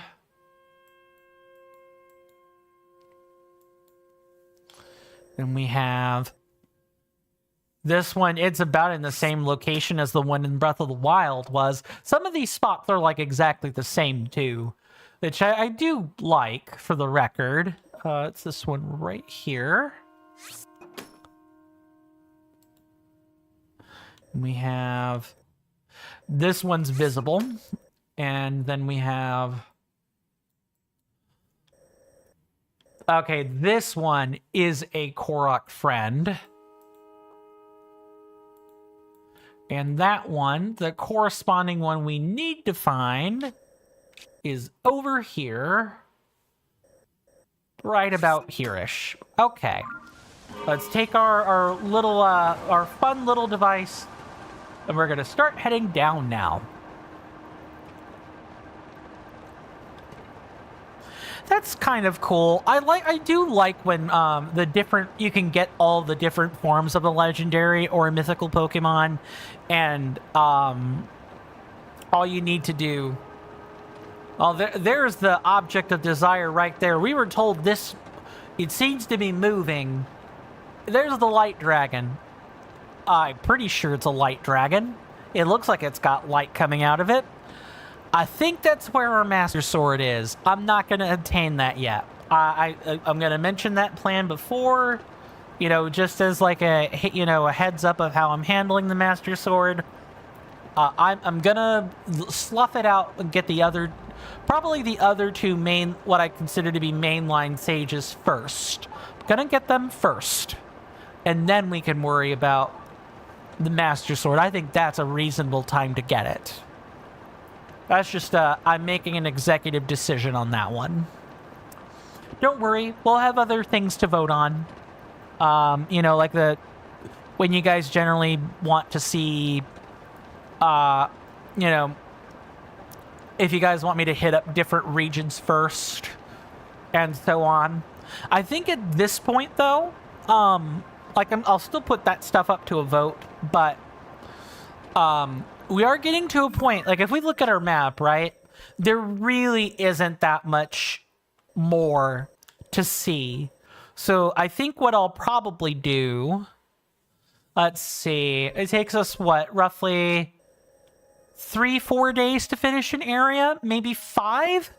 I'll put out a vote for whether or not you guys want me to go right to the next one, or you guys want me to go, you know, unlock the other remaining human regions first. I think that's how I'll handle it. And then after that, you know, we'll really start winding down. There really won't be much left to vote on and stuff like that. Like, it's shaping up to be almost exactly like Breath of the Wild. It's almost like I planned it. It's almost like I planned it, my senators and inductees.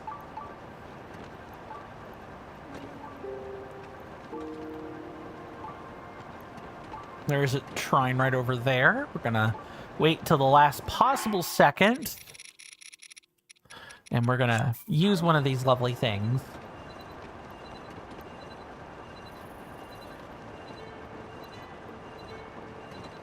You probably need to reach a different friend, but I'm not gonna deal with that right now. This is... Oh, this should be like... I hear it. There we are.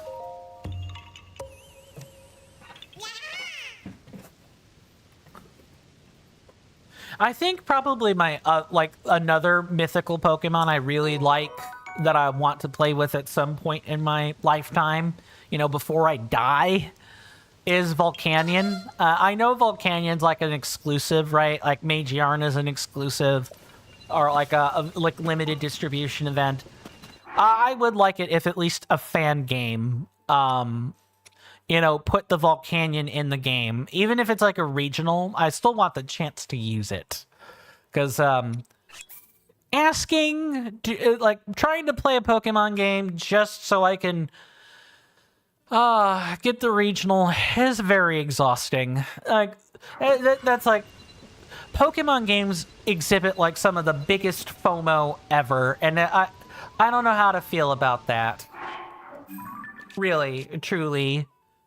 I find it a bit disquieting.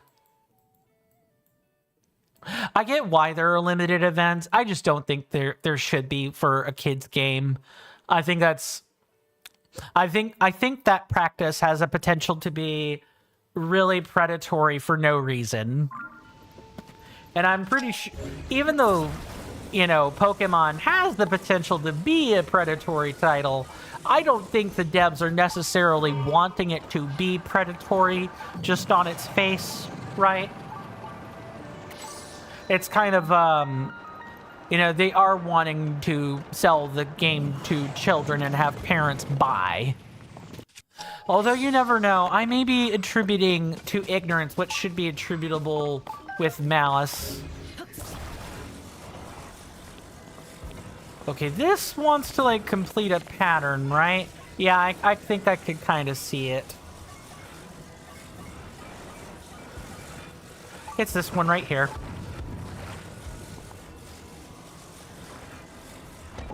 There we go. That one, I spotted that one a mile away, but some of the other ones are definitely making me take a couple of extra minutes more than I should.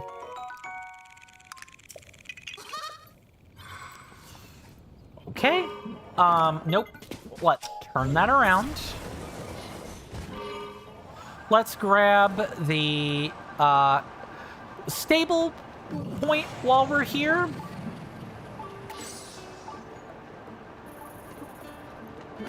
And, you know, the quests, too. Might as well get those. Come on. Like, what am I getting caught on? Hopefully everyone has enjoyed the gameplay today. And you know, for what it's worth, I hope people did enjoy the commentary. That's hilarious. Okay. Okay, gentlemen, it's all right. Let's talk. Oh.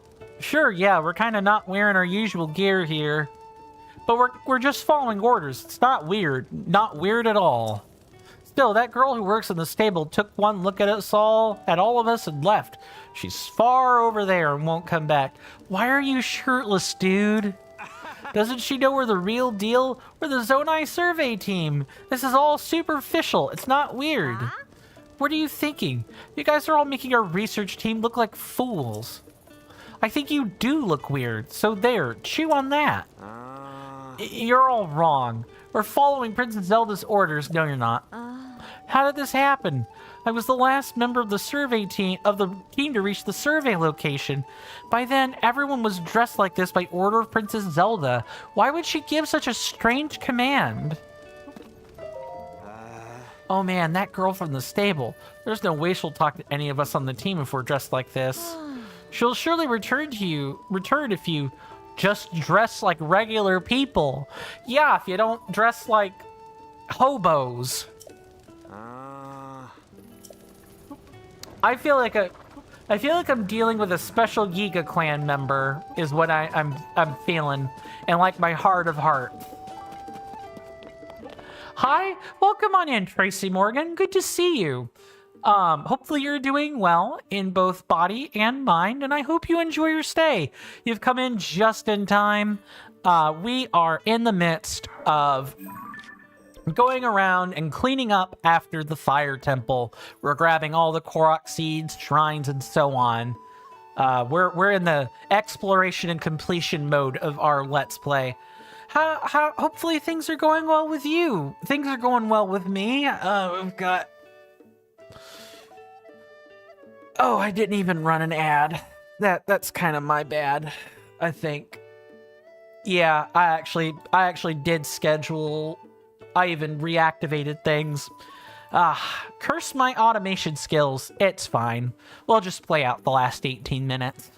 But things are going well in my part of the world, relatively speaking. You know, if you look past the protests, the combusting streets, the riots, the sycophants in our offices, the people, I could go on and on, but things are relatively fine.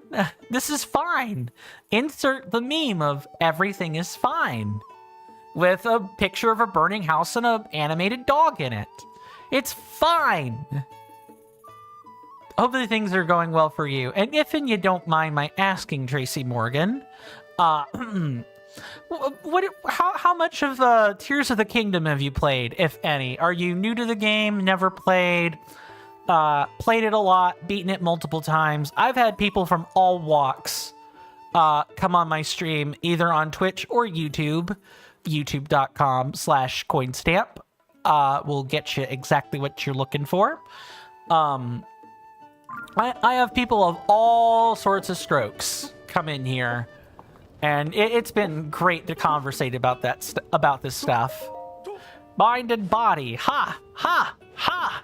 From now on, we of the survey team must pursue excellence on 2 fronts at once. Mind and body. Princess Zelda, in all her brilliance, has given us our marching orders. We must live up to her expectations. Princess Zelda's orders?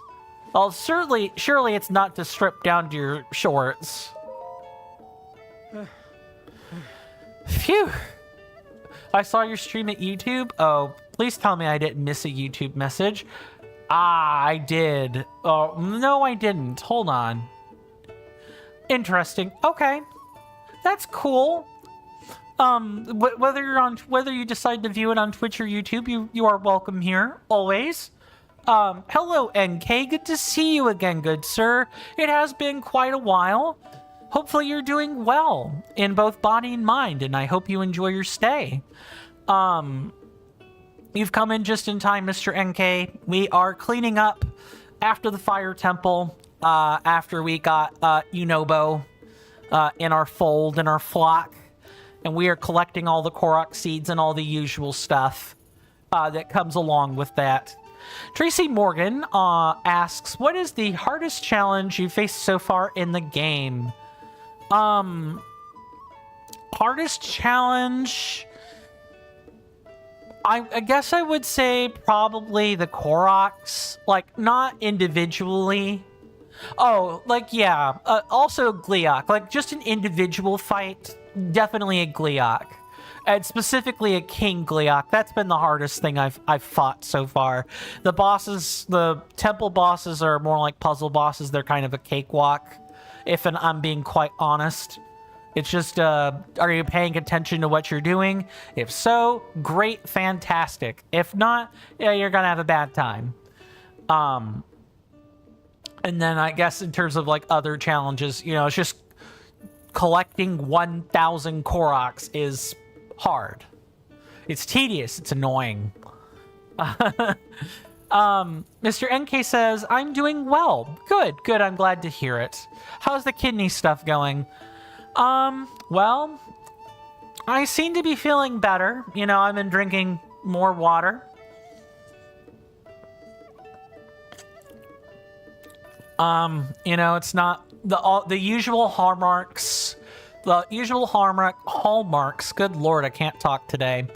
Aren't happening.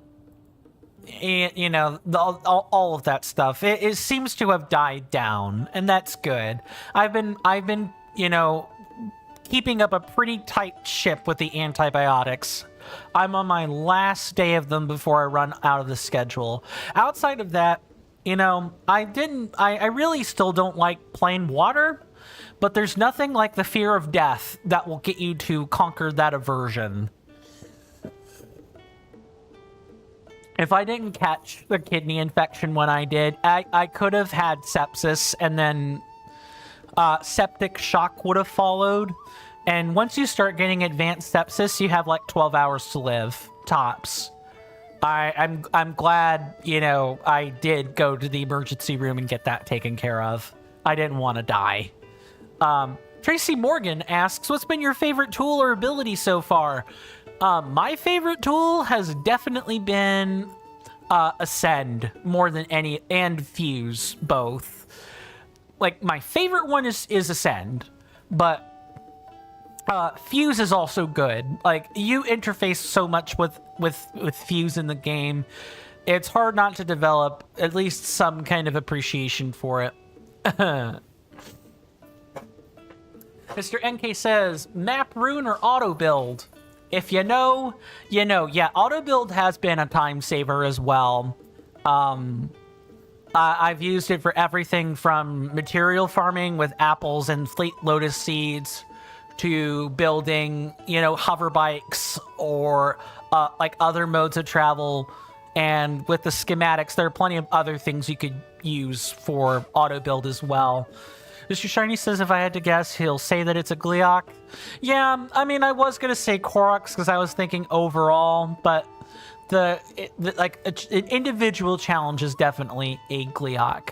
Mr. Shiny says, from my experience, Fuse carries. Yep, I mentioned that as well. Not exactly my favorite, but I do enjoy using it. Just, it could get tedious. Stapling the same horn, it could get quite rote. Stapling the same horns and the same attachments to the same weapons, the same sticks over and over. Gets a bit monotonous. Mr. NK says not exactly, it's for a more technical purpose. Oh. Technical purpose, huh? I take it, does it have to do with glitch hunting by chance? Hello there, traveler. You have an interest in the brilliant guidance of Princess Zelda, too. The order she gave to the survey team was this, word for word. We will only find our future if we chart a new course, leaving the safety of indoor study for exploration in the wild. So prepare your mind and body, and then explore in underpants. What? Mr. Shiny says you can always give it a twist by drinking carbonated water from time to time. Add some lemon juice for a nice, refreshing drink that'll be good for you if drank in moderation. Yeah, I'm trying to campaign to get that stuff in the house. It takes time, and I have to fight people who are like, you know, you could resume your normal routine, right? My normal routine is how I got in this mess, so I have to change things up for like at least a solid 3-6 months, if not permanently, to make sure I don't run into another easily preventable kidney infection. Mr. NK says yes, and I presume that has to be in response to for glitches. I take it auto build enables all kinds of interesting glitches, or is it like one useful glitch? Just curious. And traveler, I will tell you, when Princess Zelda gave our team those marching orders, we marched. So that's why we're here, surveying monsters in our underpants. I didn't think you actually stripped down quite that far. I thought these were shorts. I guess I'm used to briefs for underpants, but yeah. Why not join our efforts here? Our survey work has never felt more adventurous than in our underpants. And if you tie a cape around yourself, you'll be Captain Underpants. Eh? Sure, Jan. Break time! What's a guy to do? I got into the Zonai survey team recently, and now this, look at me. Sitting here like a dope in my underpants. Though I'd be getting in on something good, thought I'd be getting in on something good here, but my first order was to go into the field dressed like this. They say the order came down from none other than Princess Zelda, but I mean, what's up with that, right? Map runes for Zuggling. Auto build lets you get MSG not found master sword. And infinite heart and stamina glitches. This was patched, but with Zelda notes, you were able to spawn Ganondorf and dragons. And to clarify, obtaining MSG not found is not patched. Interesting. You're able to spawn Ganondorf and dragons. Oh, that also has to be a glitch. There's no way that Zelda Notes lets you do that just baseline. That would be silly. I'm beat. Who are you, a traveler? You may be wondering about our clothes or lack thereof. We're just doing what we were told. Prepare your mind and body, and then explore in underpants. Pantalones Giganticus. Oh no, not again. Yeah, spawning crazy stuff got patched.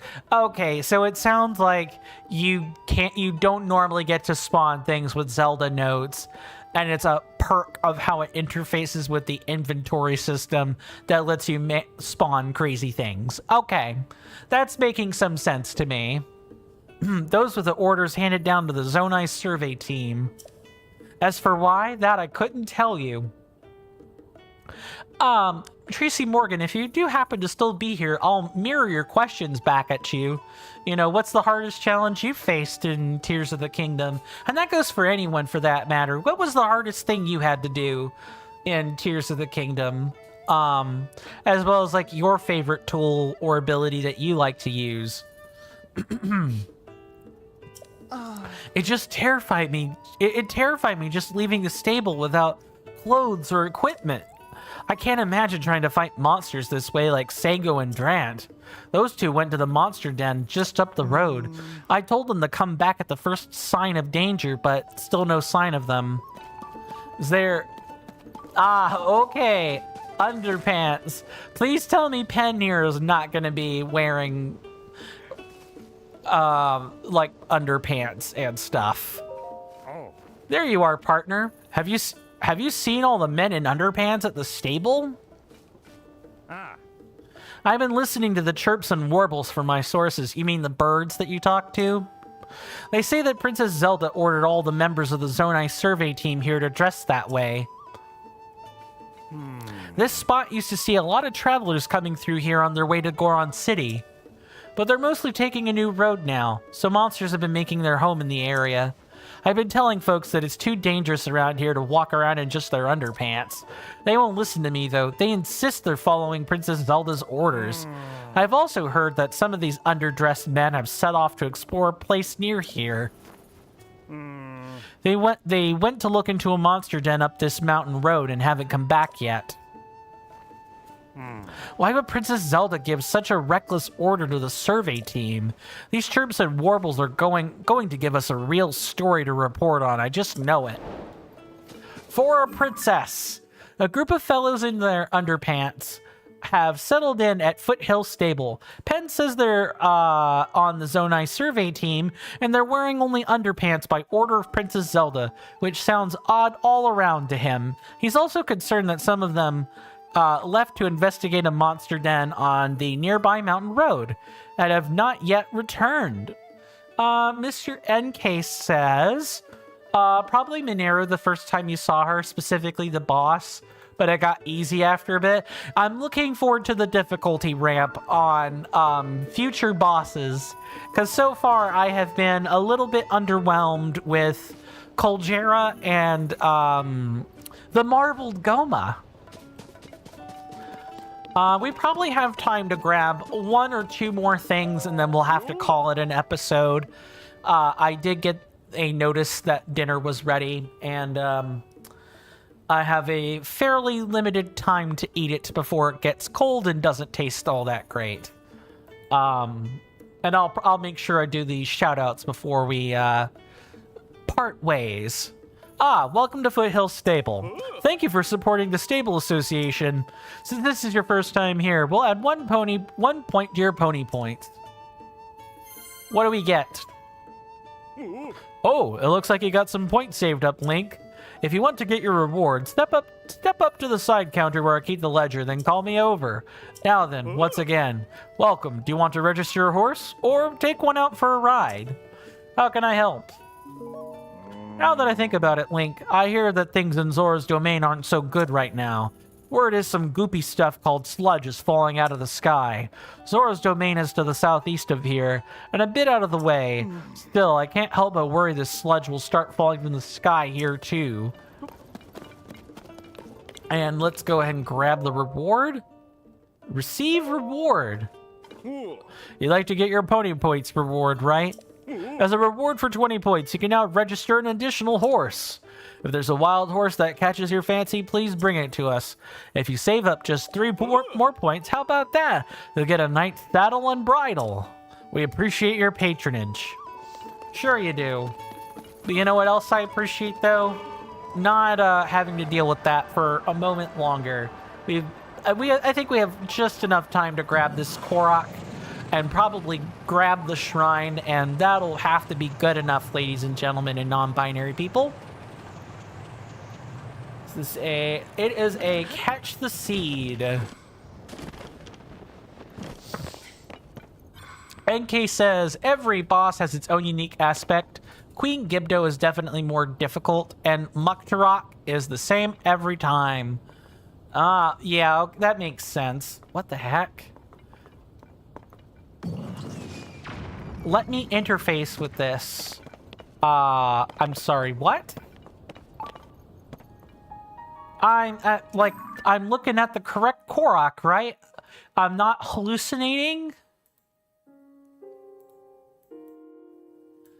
Okay. Oh, is this gonna be a problem? Let me dismiss this. What the heck?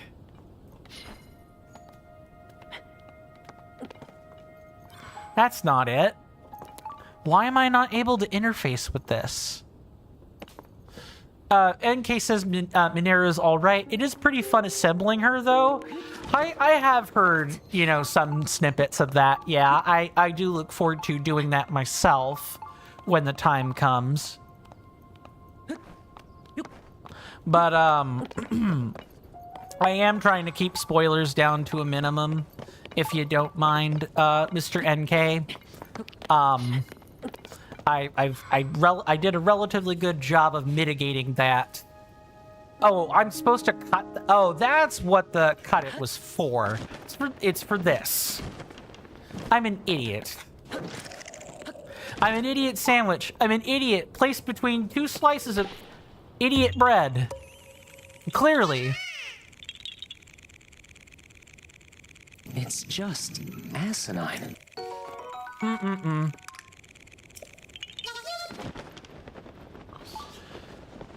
Okay. Not that I think too many people will know what to do with the spoilers. I just still want to try to mitigate. Not only are you incompetent, but shameless to boot. Too true.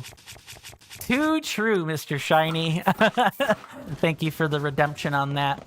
If you guys want to play around with the redemptions, you are more than welcome, of course. I am saying this toward the end of a stream, so it's not the greatest time to mention this, but I do have channel point rewards. Spending 50 of them will let you use any of the pink buttons anytime. You know, just be willing to pay the 50 points. Our shrine is like up here. Yeah, it sure is. I mean, the whole point is that those things are supposed to be sarcastic. I engineered them to be that way. Anything in purple requires more points, and usually it has me do something on stream. 10,000 lets you specifically silence a specific word, and I'm not allowed to say it for 5 minutes. I believe 7,500 or 5,000 quiet, like, forces me to be quiet for like 5 minutes.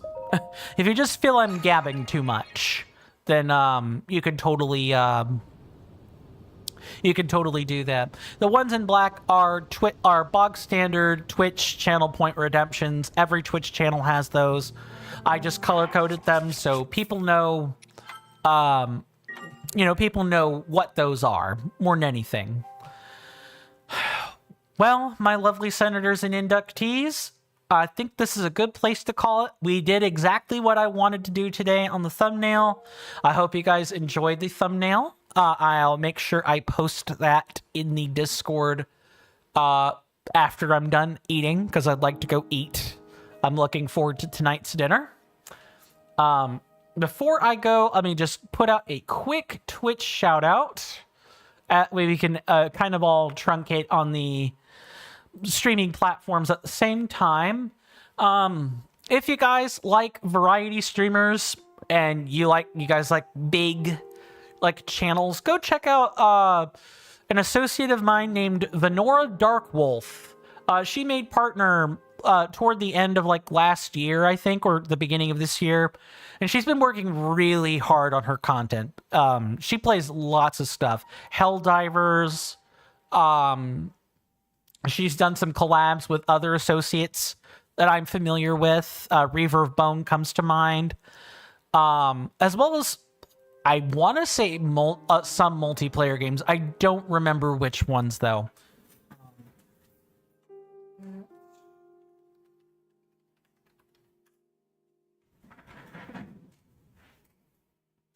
Oh, you know, I probably did not do that right. Oh, she's changed her name. That's why.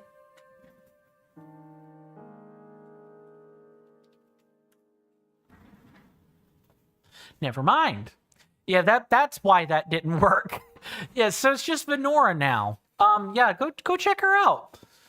She's playing Jurassic World Evolution 3. I have no idea what kind of game that is, but if you guys like that sort of thing, looks like it's some sort of simulator game, you'll probably enjoy it. And she's a super bubbly personality. She's like really energetic, like Markiplier levels of energetic. So if you guys like her, if you guys like that sort of style, you'll enjoy her. My lovely senators on Twitch and on YouTube, this has been another episode of The Legend of Zelda Tears of the Kingdom. Thank you so much for hanging out with me today.